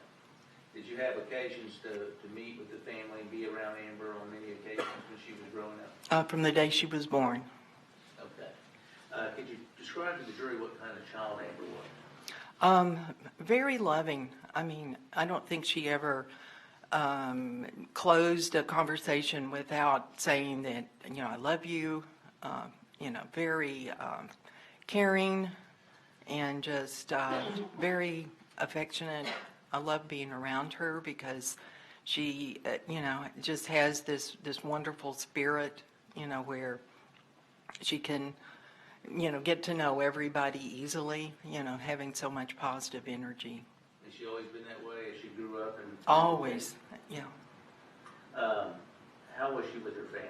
Her mother and her The same way. I mean, she would stay and, go over there almost weekly or every other week, as busy as she was. She would do things like take her mother to the zoo, even if it was 100 degrees, always doing things for her family. And did you know about Amber's desire to be a police officer? Yes. I knew that's what she was studying for. She was very dedicated to that was her ultimate goal. Did that worry you after she became a police officer? Oh, of course. Did you express that? Because yes, because I know the area that she chose to work in, was very dangerous and would be difficult. easy to bother Amber? No. She said she wanted to be where she could be most effective.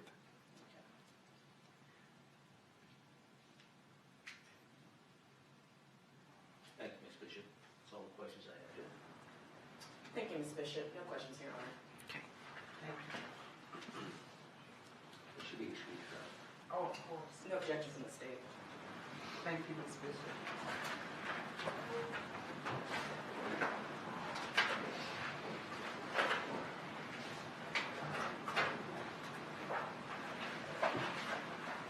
Next one, yes, Paul Officer Oyambo.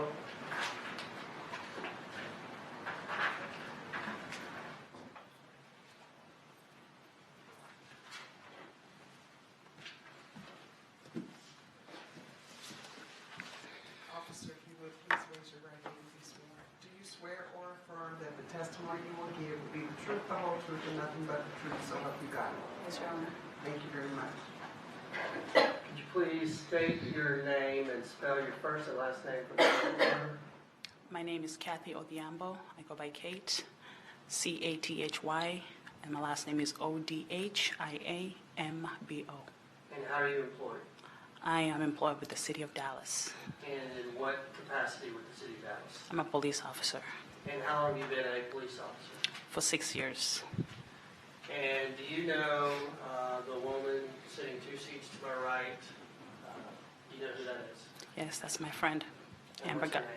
Amber Guyger. How long have you known Miss Guyger? I have known her for over 10 years. And how did you and Miss Guyger first meet? We first met at TGI Fridays. We used to work at the airport at TGI Fridays.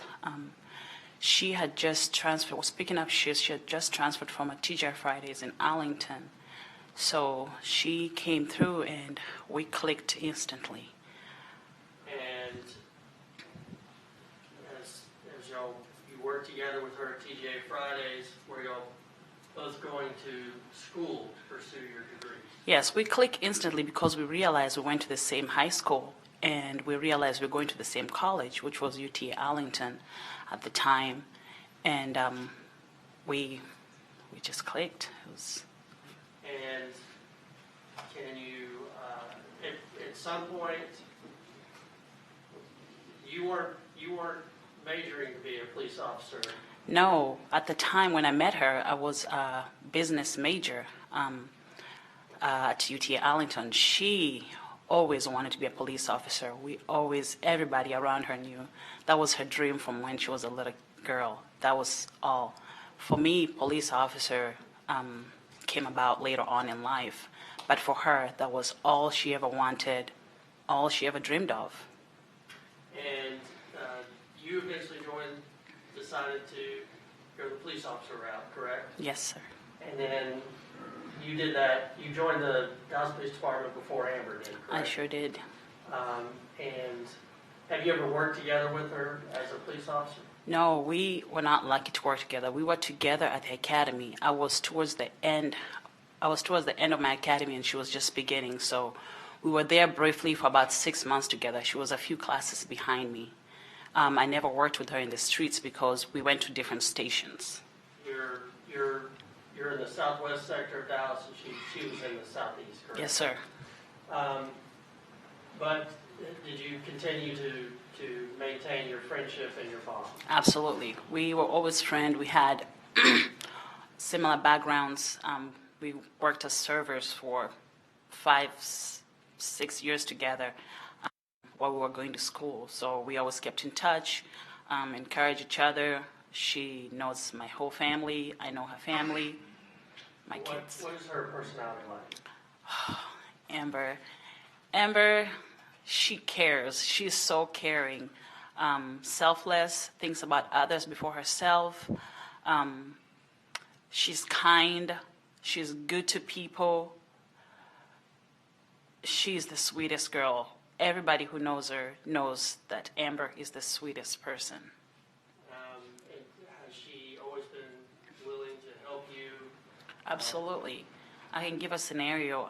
I remember, and she probably doesn't remember this until now. I I was pregnant at the time, and I bought a crib and changing table all the way in Frisco, and I live in Mansfield area. And I know people with trucks, but I asked her to help me. I was like, "Hey, Amber, you think you can help me with your truck?" And she was like, "No, I'm gonna drive you there." So she drives all the way. She used to live in Forney, and she drove all the way from Forney to Mansfield area to pick me up, so we can drive all the way to Frisco to pick up this crib and changing table. And that's just the kind of person she is. And on the way back, we didn't strap the changing table properly, and it flew off the highway, and we were driving and realized it's missing. And she's like, "Oh my goodness, we gotta go back." And she's like, "That could cause an accident, somebody could get hurt." So we circle back, we come back on the highway, and this was 161, and everybody knows 161, people drive past 70 miles an hour. And we circle back, and we see it in the middle of the highway, and she parks on the side of the highway, and I want to go run for it because it's my changing table. And she's like, "Oh no, you're pregnant, you can't run for that." And this girl just dashes in the middle of the highway and grabs the changing table and brings it out of the highway, and there were cars coming through. And she just really did not want somebody to, have an accident with that changing table on the highway. And that's the kind of person she is. And I can tell more stories. And there's been instances where I'm like, "Hey, Amber, I need you to pick me up from the doctor's office. I don't have anybody."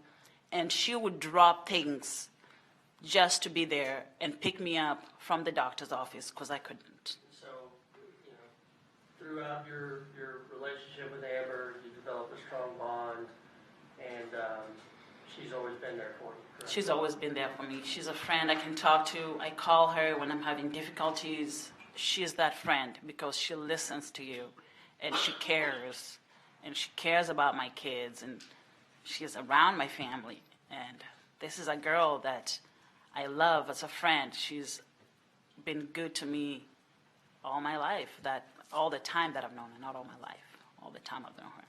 Thank you, Officer Obialdo. I'll pass the witness. No questions, Your Honor. May she be excused. No objection. Thank you very much, officer. Call Rhonda Richardson.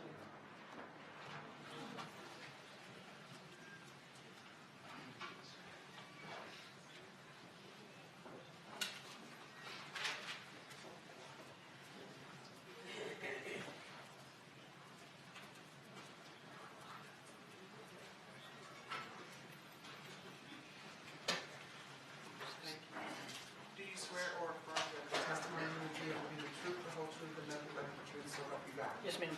Make yourself comfortable.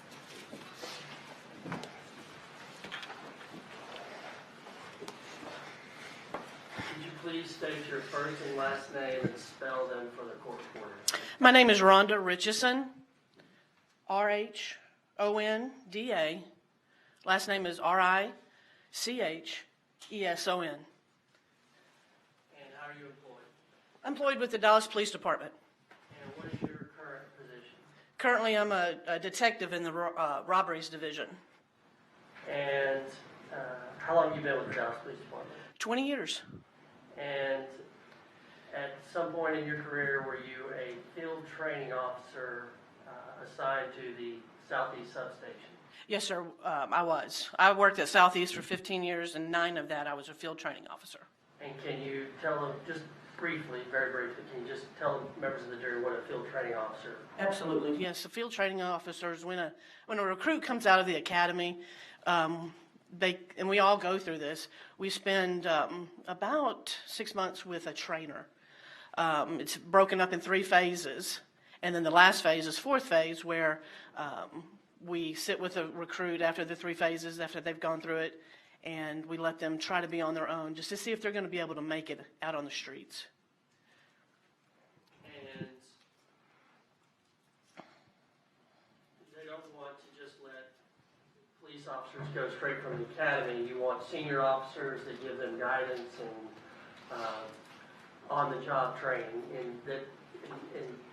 in sometimes tense, dramatic, dangerous situations, correct? Absolutely. When they're riding with trainers, they're a police officer. I mean, that's what they're doing. and we're answering the same calls, the dangerous calls and the not so dangerous calls. But they're learning right besides the senior officers. And did you have the opportunity?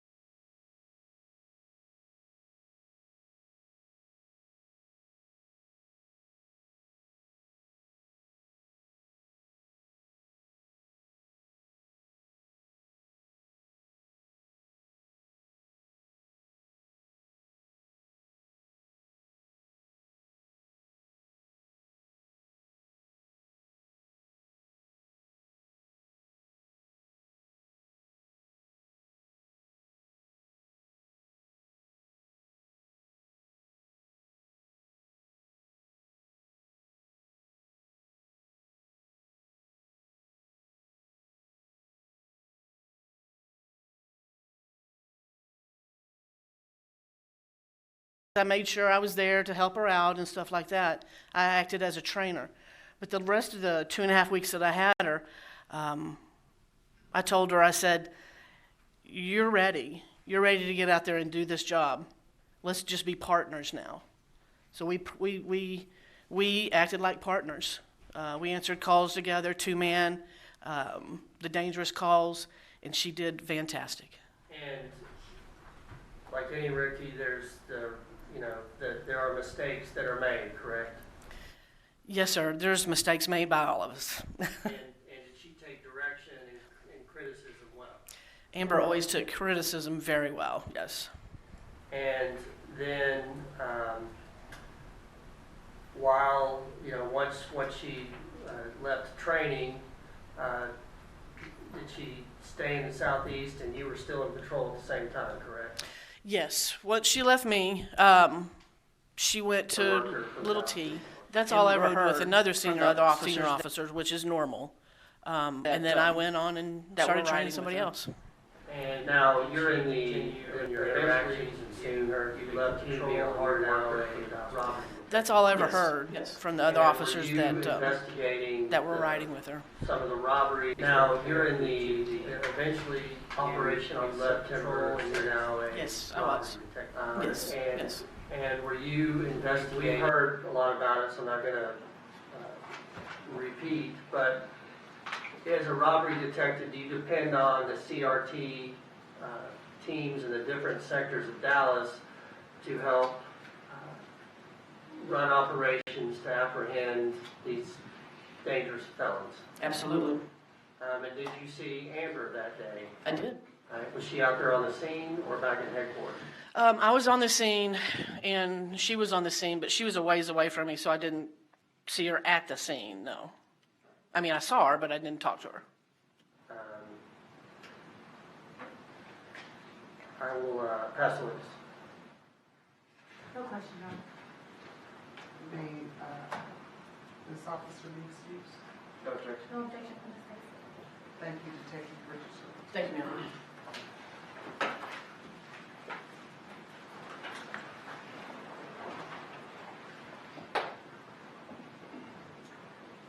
Call Officer McPherson.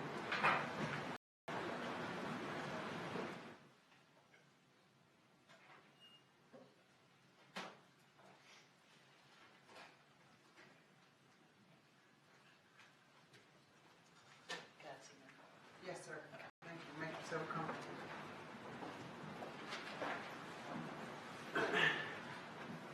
Do you swear or affirm that the testimony you will give will be the truth, the whole truth, and nothing but the truth? So help you God. Yes, ma'am. Thank you very much.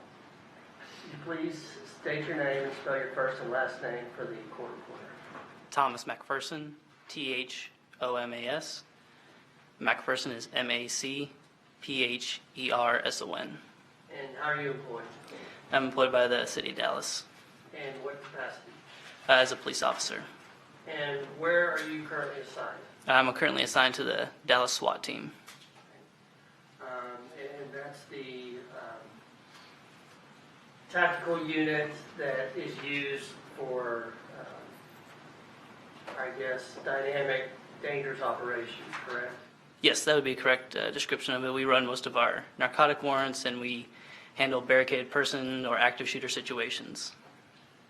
Officer McPherson, do you know the woman sitting 2 seats to my right, Amber Guyger? Yes, it's my friend Amber Guyger.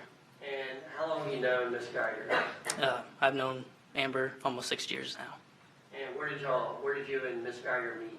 We were in the same academy class. And did you quickly bond? Yes, we did.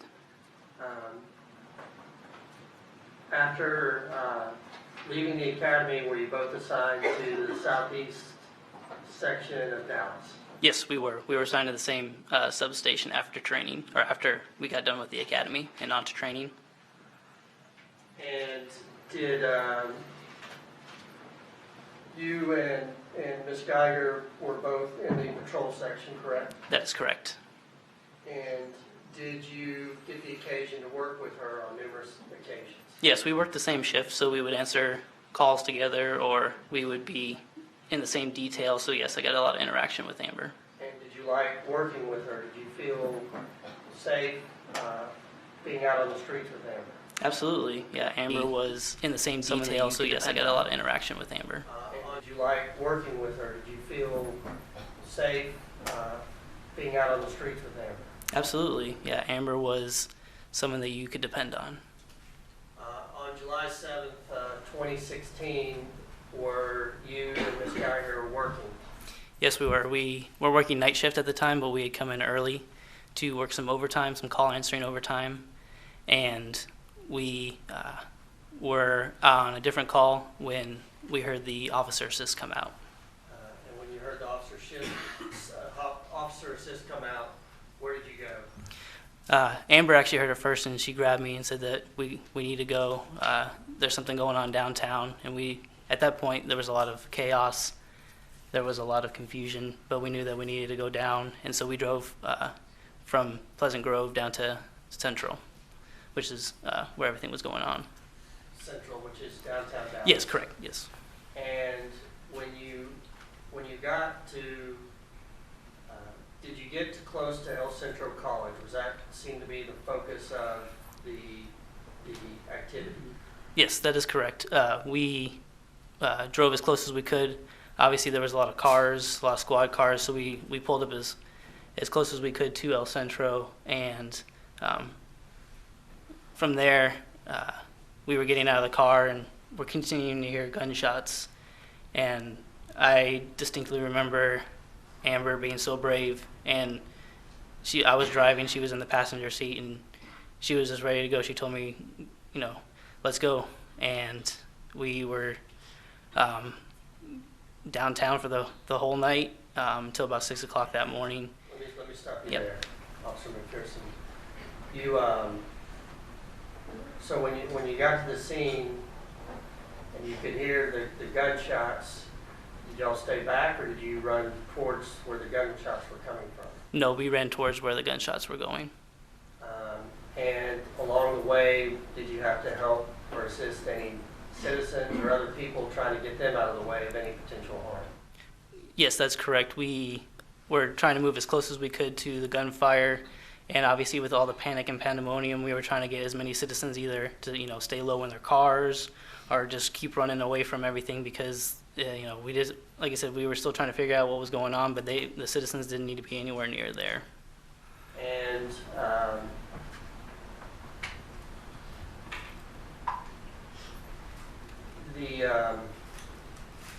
since that time, you worked with Ms. Guyger in patrol and in the CRT unit, is that correct? Yes, that's correct. And was she always a hard worker and someone who always had your back? Oh, absolutely. There's no doubt in my mind. And you're still good friends with her today, is that correct? Yes, sir. That is correct. I'll pass the witness. Just briefly, Your Honor. Officer McPherson? Yes, ma'am. The CRT unit, you said y'all are a close-knit group? Yes, ma'am. In fact, you all had like a text thread that you all would respond to each other on. Yes, ma'am. And in that text thread, was there some discord?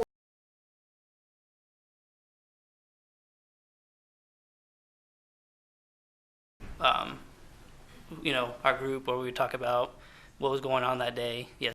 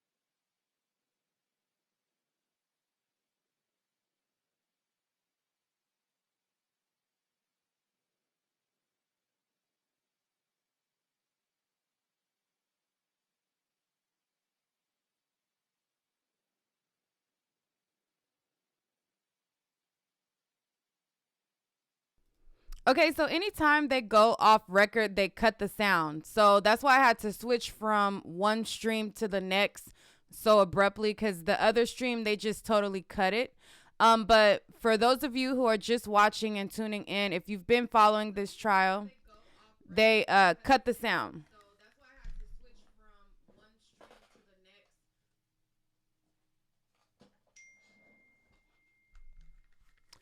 There is no sound, guys. If you guys been following the trial, anytime they go off record, they cut the sound off, okay?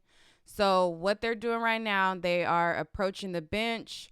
They wanted to ask him questions and now they wanted to approach. But now there's sound again, so now we're back.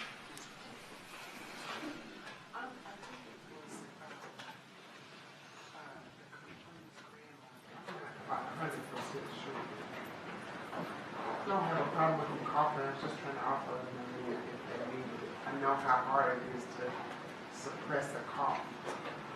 Okay. Miss Long, I'm gonna allow you, because I'm trying to figure out if what it is you're intending or where it is you're trying to go is relevant. So I'm going to allow you to ask questions so we can get a proper of where it is you're trying to go and not have to be whispering over here to the side. And so what I'm trying to get to is, Senator Pearson, a few weeks ago you met with us, is that correct? Yes, ma'am, that's correct. And you talked about how, and we asked you during that meeting about the set of text messages that you all, the CRT has a text thread that you all exchange communications through, is that correct? Yes, ma'am. And in that text thread, you all talk about, amongst multiple things, your day, and you also talk about the supervision that you all are experiencing within the CRT. Yes, ma'am, that's correct. And in fact, you all, including the defendant, have made comments about, or I should say derogatory comments about the supervision within your supervisor in particular. Okay.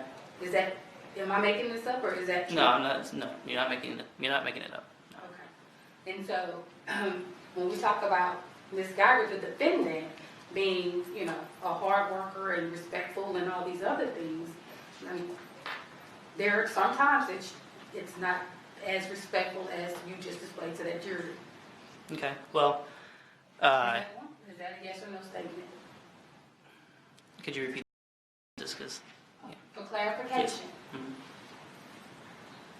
you just displayed to this jury that she was a respectful person and she respected others, and I said has been times where she has not been as respectful of the individuals that supervise her, and then other individuals either with Dallas Police Department and or in the community. okay. Yes, that's correct. But it's not just a yes or no question either. You know. Would I be able to explain myself, ma'am? Is that okay? Well, I'm sure he'll let you expound on what you want to talk about. And in fact, you talked about her getting out there and trying to help citizens and responding to the crisis in which the city was facing on that July 7th evening. Yes. And are you aware of the text messages that she sent about pepper spraying the citizens during the MLK parade? No, ma'am. And if she said something like that, would that shock you? I would say it'd be out of character.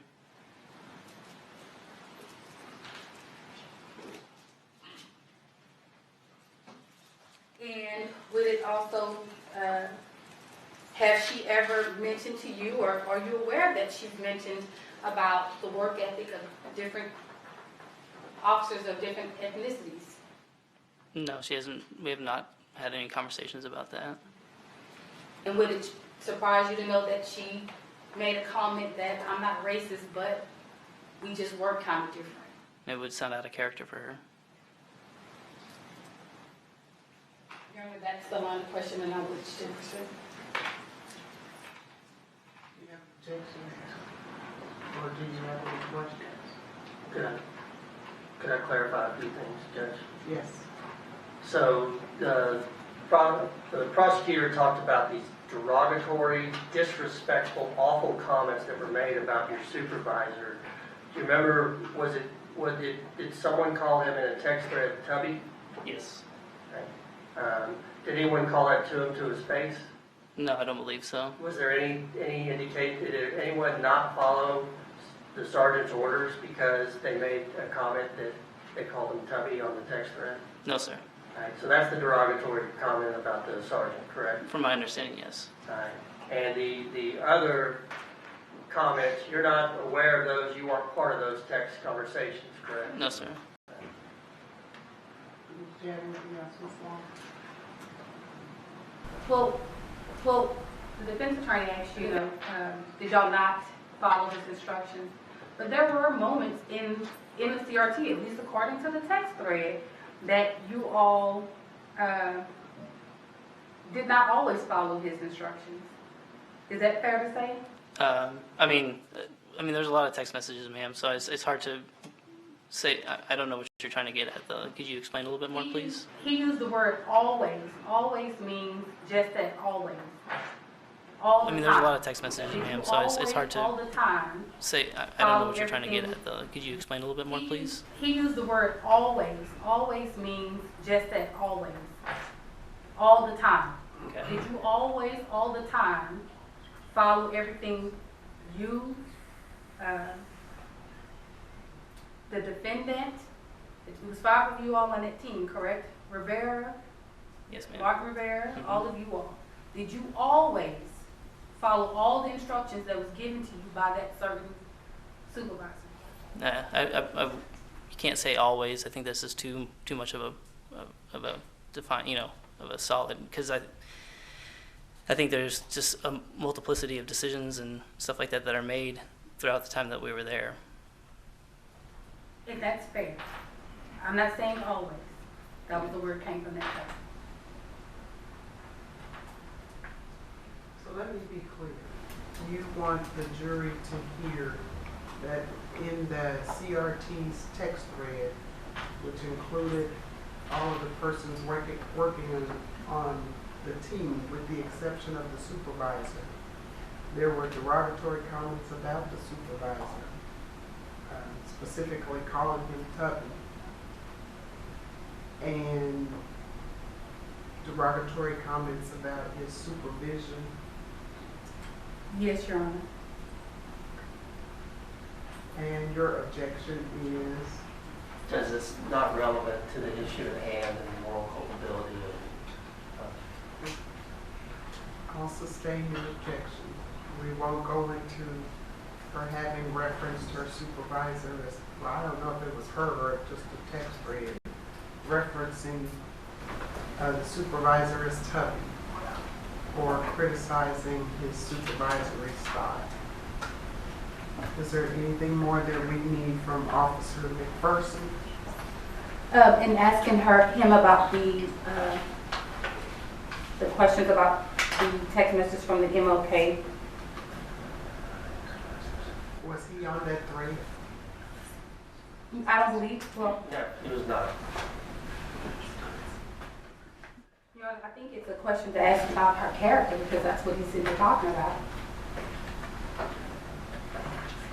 And so you want to ask him if it was out of character for her to have described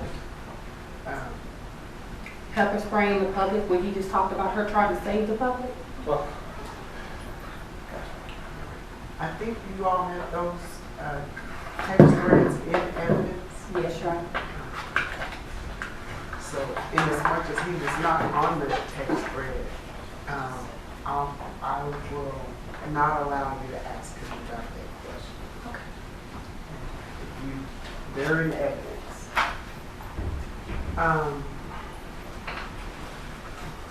Can you ask her to bring the jury back?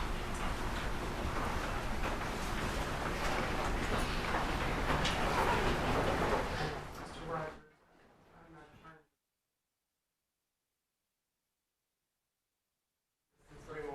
Okay. We'll probably keep it. Are you okay with this? Yes, ma'am.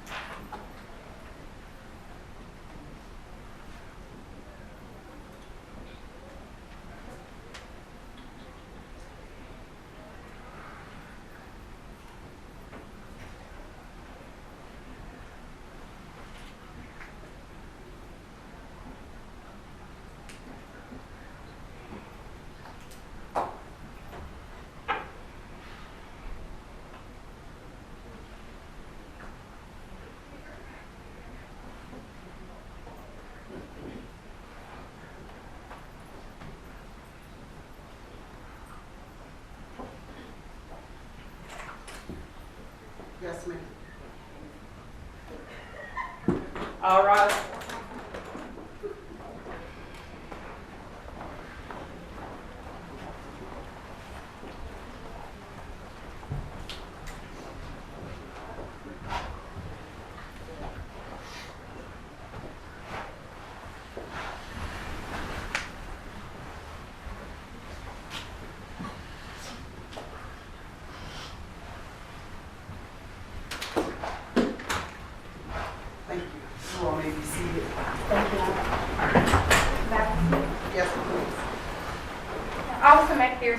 fair to say that you're not with the defendant all times of the day? Yes, that's correct. Is it fair to say that you don't know what type of communications that she had with anybody other than with you?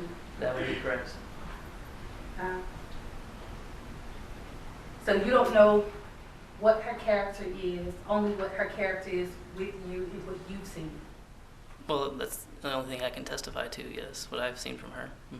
Possibly. Nothing further. May he be excused? No objection. No objection.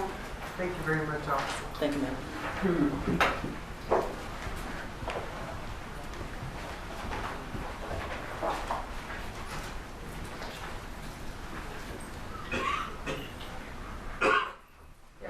The defense would call Maribel Chavez.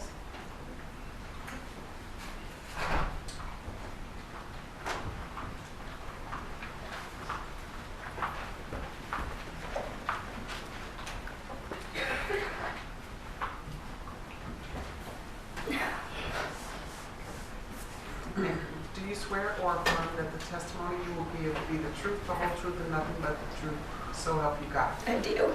Thank you. Could you tell us your name, please, and spell your first and last name for the court reporter? Yeah, Maribel Chavez, M-A-R-I-B as in boy, E-L-C-H-A-V-E-Z. How old are you? I'm 29. Where do you work? I'm a retail store manager. Do you know Amber Guyger? Yes. How long have you known her? 14 years or so. Can you tell the jury about when y'all met? Yeah. It was 9th grade. I started in the orchestra there, and that's where we met. Did y'all become friends pretty quickly? Yeah. Can you describe a little bit your friendship? Yeah, she's, Amber's a very engaging person. She's very bubbly. Her energy's attracting. People just want to be around her. Did y'all both play in orchestra in high school? Yes. And did y'all end up also performing in a mariachi band together? Yes. Okay, tell us a little bit about that. My 10th grade year in high school, our high school band director started a mariachi group. So I was so involved in extracurriculars that day, I happened to have nothing to do. So I said, okay, let me join the group. So I started playing, and Amber was playing with us, and she played violin when we started. She played trumpet with us too, and we took that after high school as well. And were you aware of what type of career Amber was interested in? She wanted to go into law enforcement. And why was that? She's just, she's always wanted to take care of people, and she's a people person. Yes.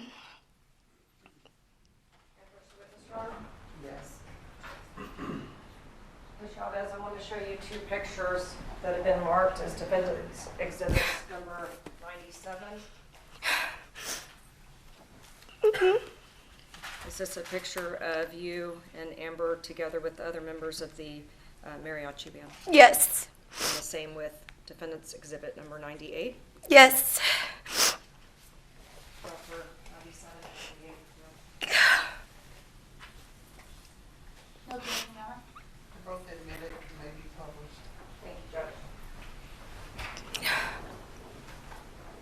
What kind of relationship did all of you that played in the mariachi band have? We were like sisters. Through high school, it was a really big group. When we graduated high school, we started an all-female mariachi group. It was sisterhood. We were just really close. In this photo, defendant's exhibit number 97, this is Amber here in the middle? Yes. And this is you over here on the right? Yes, ma'am. And then another photo, defendant's exhibit number 98. Is this you to the left of Amber? Yes, ma'am.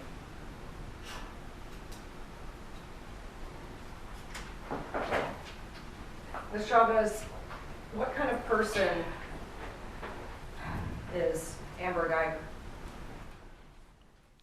She's a protector, anytime we've taken trips just to visit different cities, different states, she's always been the one to take care of us. She's very selfless. She's very caring. She just has a lot of love to give.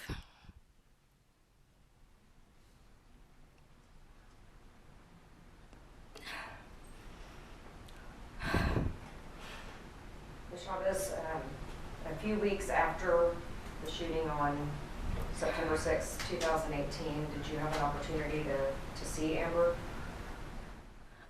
Yes. Can you explain what her demeanor was like? She was very, it's like if you shut her light off. She's she's a very extroverted person. She loves people. But when I did get a chance to see her, it wasn't her. And she would go into her moments where she'd kind of try to chip her up, and then she just kind of fall right back. Can you explain for the jury the remorse that you've seen from her? She's had immense remorse.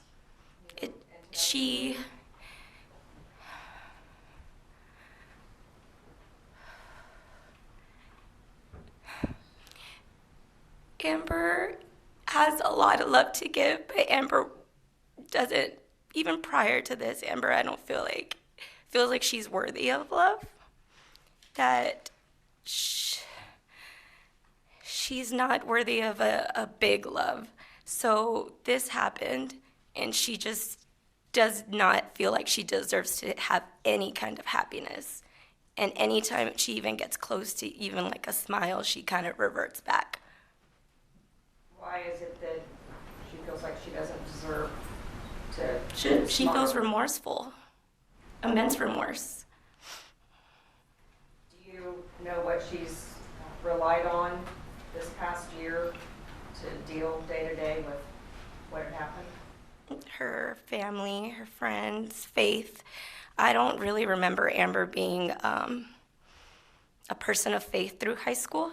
And up until a couple years ago, I would say probably when she did join the force, she started looking into that, and then that's just really what's kept her up and her puppy.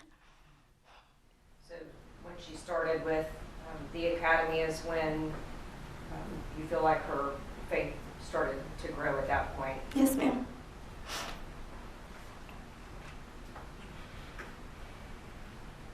I'll pass the witness. No questions, Your Honor. May she be excused? No objection, I'm staying. Thank you very much, Ms. Shaw. Judge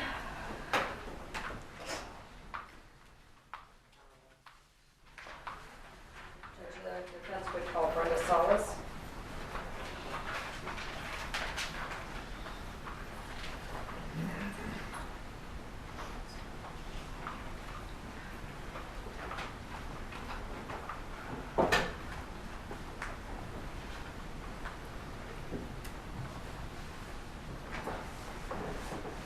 Ms. Salas, please raise your right hand and be sworn. Do you swear or affirm that the testimony you will give will be the truth, the whole truth, and nothing but the truth, so help you God?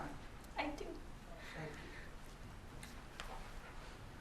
Could you tell us your name, please, and spell your last name for the court reporter? Brenda Salas, S-A-L-A-S, How old are you, Ms. Salas? 29. Can you tell the members of the jury how you know Amber Guyger? It's my best friend.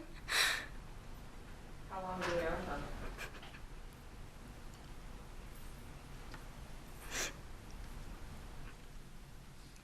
Since the 7th grade.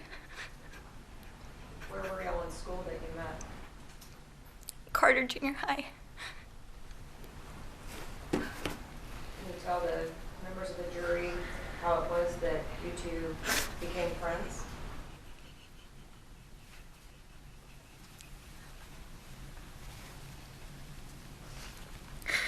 We met in orchestra. I didn't have any classes with Amber.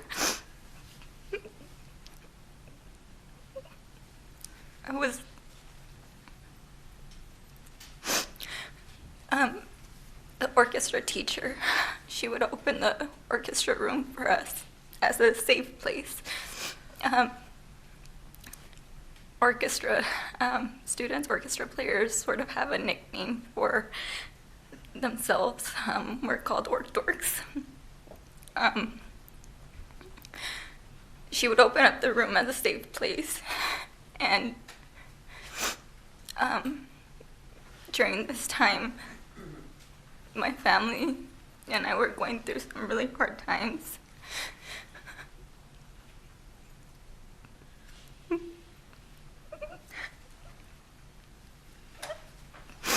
I felt like I was alone. Like I couldn't talk to anybody about any of this stuff, and Amber was there to listen to me.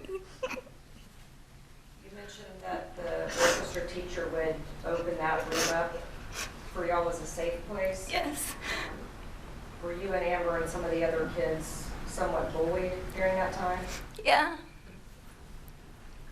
Have you stayed close friends with Amber through high school and through college years and on? Through high school. Again, didn't have any classes with her except for orchestra, and her and I were always usually in just around the same section. So her and I would, for the most part, or from time to time, share stands. So we would be together in there.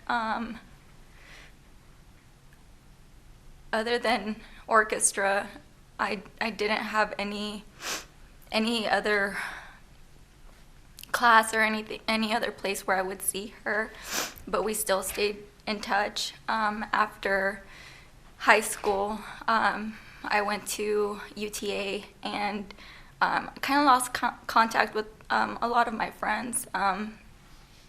Amber and Maribel being two of them. I was just focused on my studies. Maribel and I saw her again and we sort of reconnected. We picked up right where we left off, and she would always surprise me and bring Amber, and that to me was always the best gift that anyone could give me, because she just has this light about her. You mentioned that there was a period of time when you were really focused on your studies. What did you end up graduating with? My degree is in exercise science. And did you do undergraduate? I did undergrad, and then I got my master's from LSU in Shreveport. I think it was May of 2018. Was Amber there at your graduation? Yes.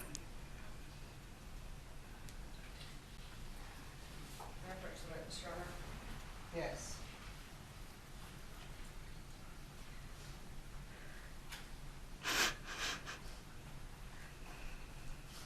Let me show you what's been marked as defendant's exhibits number 99 and 100. Do you recognize these as photos of you and Amber and Maribel from junior high and then also from later in life? Yes. You'd offer defendant's exhibits 99 and 100. No objection, Your Honor. They're both admitted. Yes.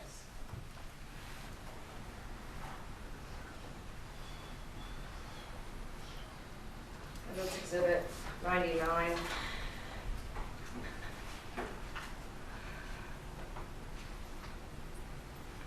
That's you on the right in the purple shirt? Yes.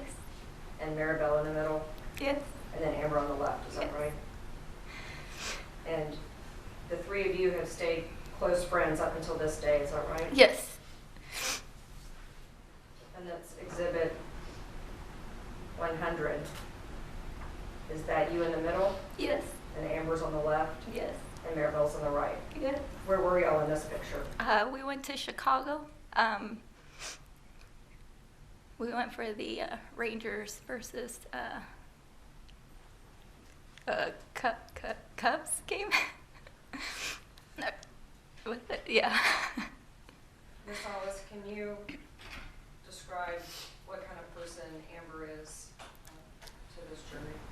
she's a loving person, very caring, silly. And how has that person that you know, that personality, how has that changed since September 6th, 2018? I love her because of her silliness and the fact that she can always make us laugh. And after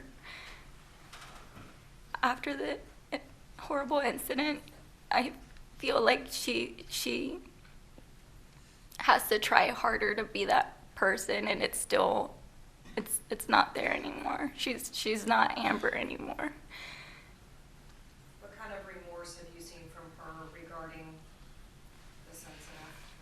So much. The last time that I saw her,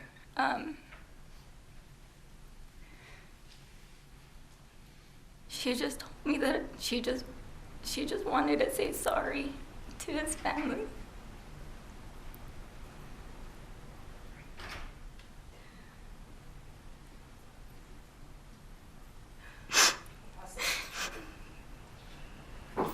No questions, Your Honor. Yes, you need to see this? No objection from the state. No objection. Thank you very much, Ms. Salt.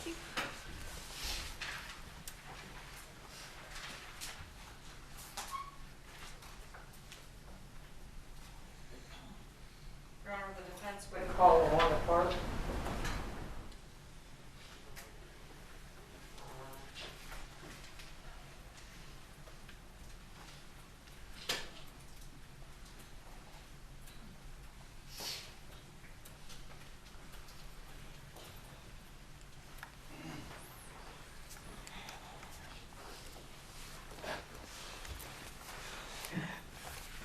Please raise your right hand and sworn. Do you swear or affirm that the testimony you will give, excuse me, will be the truth, the whole truth, and nothing but the truth, so help you God? I do. Thank you very much. Could you state your first and last name, please, and spell both for the court reporter? LaWanda Clark. L-A capital W-A-N-D-A C-L-A-R-K. And how old of a woman are you, Ms. Clark? I am 67 years old. Do you have children? Yes, I do. How many kids do you I have 3 living. 3 living children right now? Yeah. Do you have grandkids as well? Yes, I do. How many grandkids? I have 9. I'm sorry? 9. 9 grandkids. And do you currently work? Yes, I do. I'm employed at Walgreens, and I'm also working at the State Fair of Texas. Do you know Amber Guyger? Yes, I do. Throughout your adulthood, have you struggled with a crack cocaine addiction? I have. In May of 2017, how was it that you came to know Amber Guyger?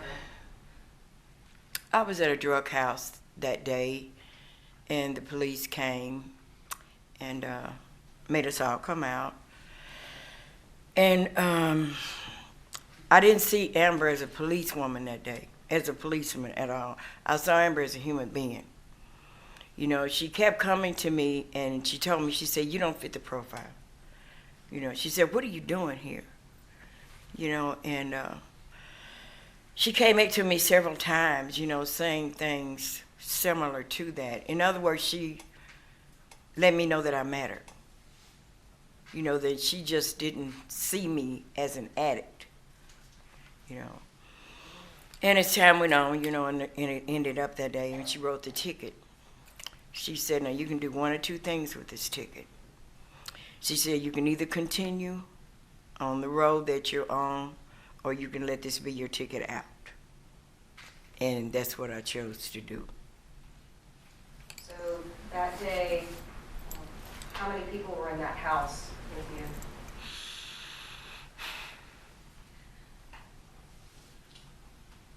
About 8 to 10. And before the police arrived, were y'all using drugs? Yes. And you say that Amber mentioned y'all got tickets, and she talked about this ticket is either 2 things you can do, either keep using drugs or use it as a ticket for life to start over. Right. So y'all got issued Class C tickets, is that right? Right. And that was for drug paraphernalia that was visible to the officers. Is that right? That's right. And where did you have to go with that ticket? With that ticket, I went to the South Dallas Community Court where they had a program set up. And I had like so many tickets. My life had become a disaster. So I started the program there, and I started to live again. I did my IOP, I did my SOP, and the first time that I phased up in that program was the first time in a long time that I felt like I made an accomplishment. Did you end up graduating from that program? Yes, I did. And Amber came to my graduation. Yes. This is I'm going to show you what's been marked as defense exhibit number 101.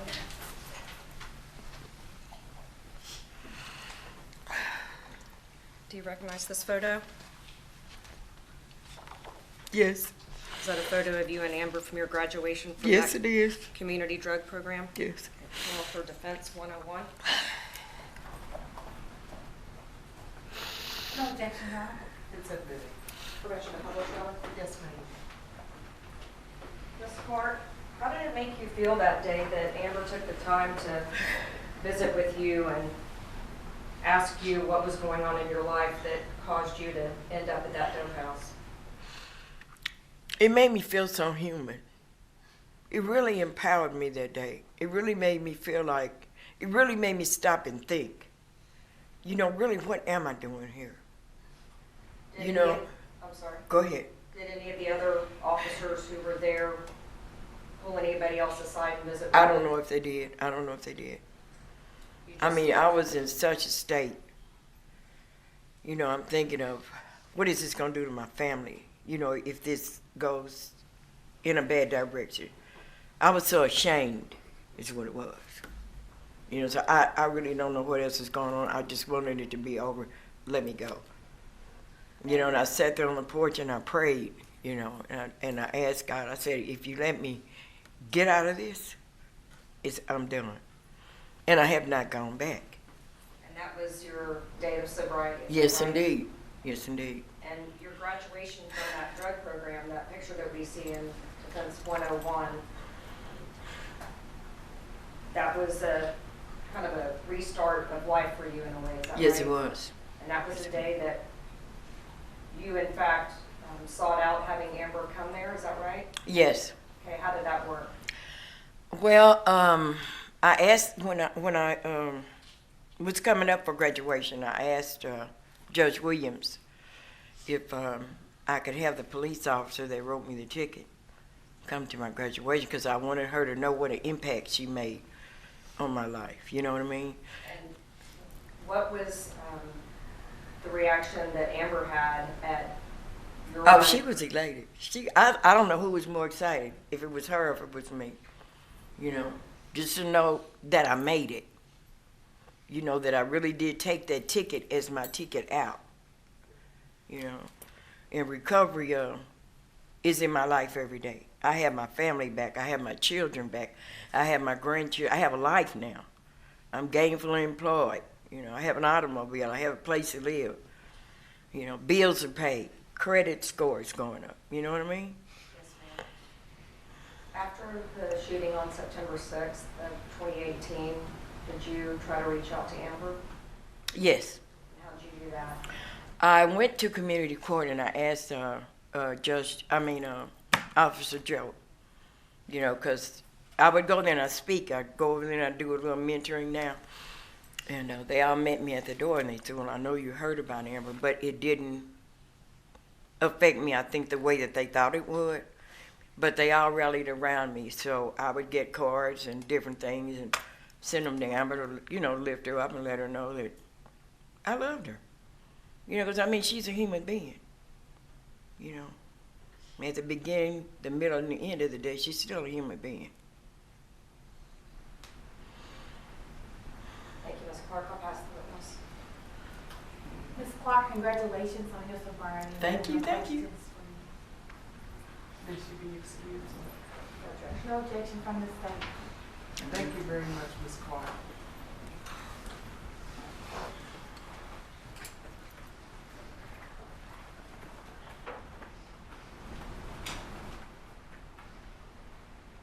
Can we approach Judge?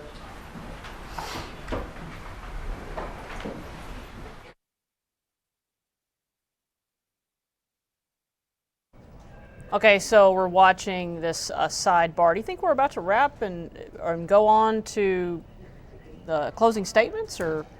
I do anticipate the defense is probably going to rest in the sentencing phase. They're asking the judge to let them take a lunch break first. So we are taking lunch here. They were late. They said they'd be here about this time. So we're going to take your lunch break. We'll start back at 1:30. All right.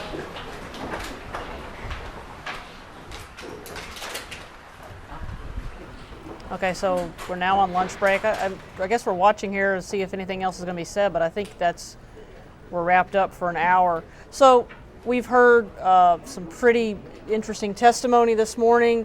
Now, you and I talked about the fact that we didn't hear an apology to Botham Jean's family from Amber Guyger's mother or from her sister. Do you think the testimony we heard after that, did that help at all? Does it go any way to helping her at all in this punishment phase? I think there was some powerful testimony. We'll see. We'll have a little bit of audio here. 1:30. Yes, okay, go ahead, Judge. I think there was some powerful testimony from her friends. And I believe it was Ms. Sullis who indicated Amber wants the family to know how sorry she is. So there at least was some attempt to communicate that sorrow and that empathy for the family. I think it would have been a lot more effective. Coming from her family. But at least it was communicated.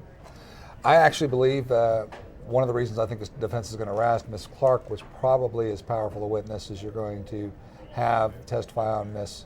Guyger's behalf. It shows the effect, the positive effect, the life-changing effect she can have in a positive way on people, as opposed to this horrible, tragic effect that she had in this. All right, y'all. So they are on a break until 1:30, and that is Texas time. For those of you guys in other parts, I'm on the West Coast. They are in Texas. So I believe that is Central time, if I'm not mistaken. So I'm going to end the live, and I'll be back when they are back live. Thank you guys for tuning in.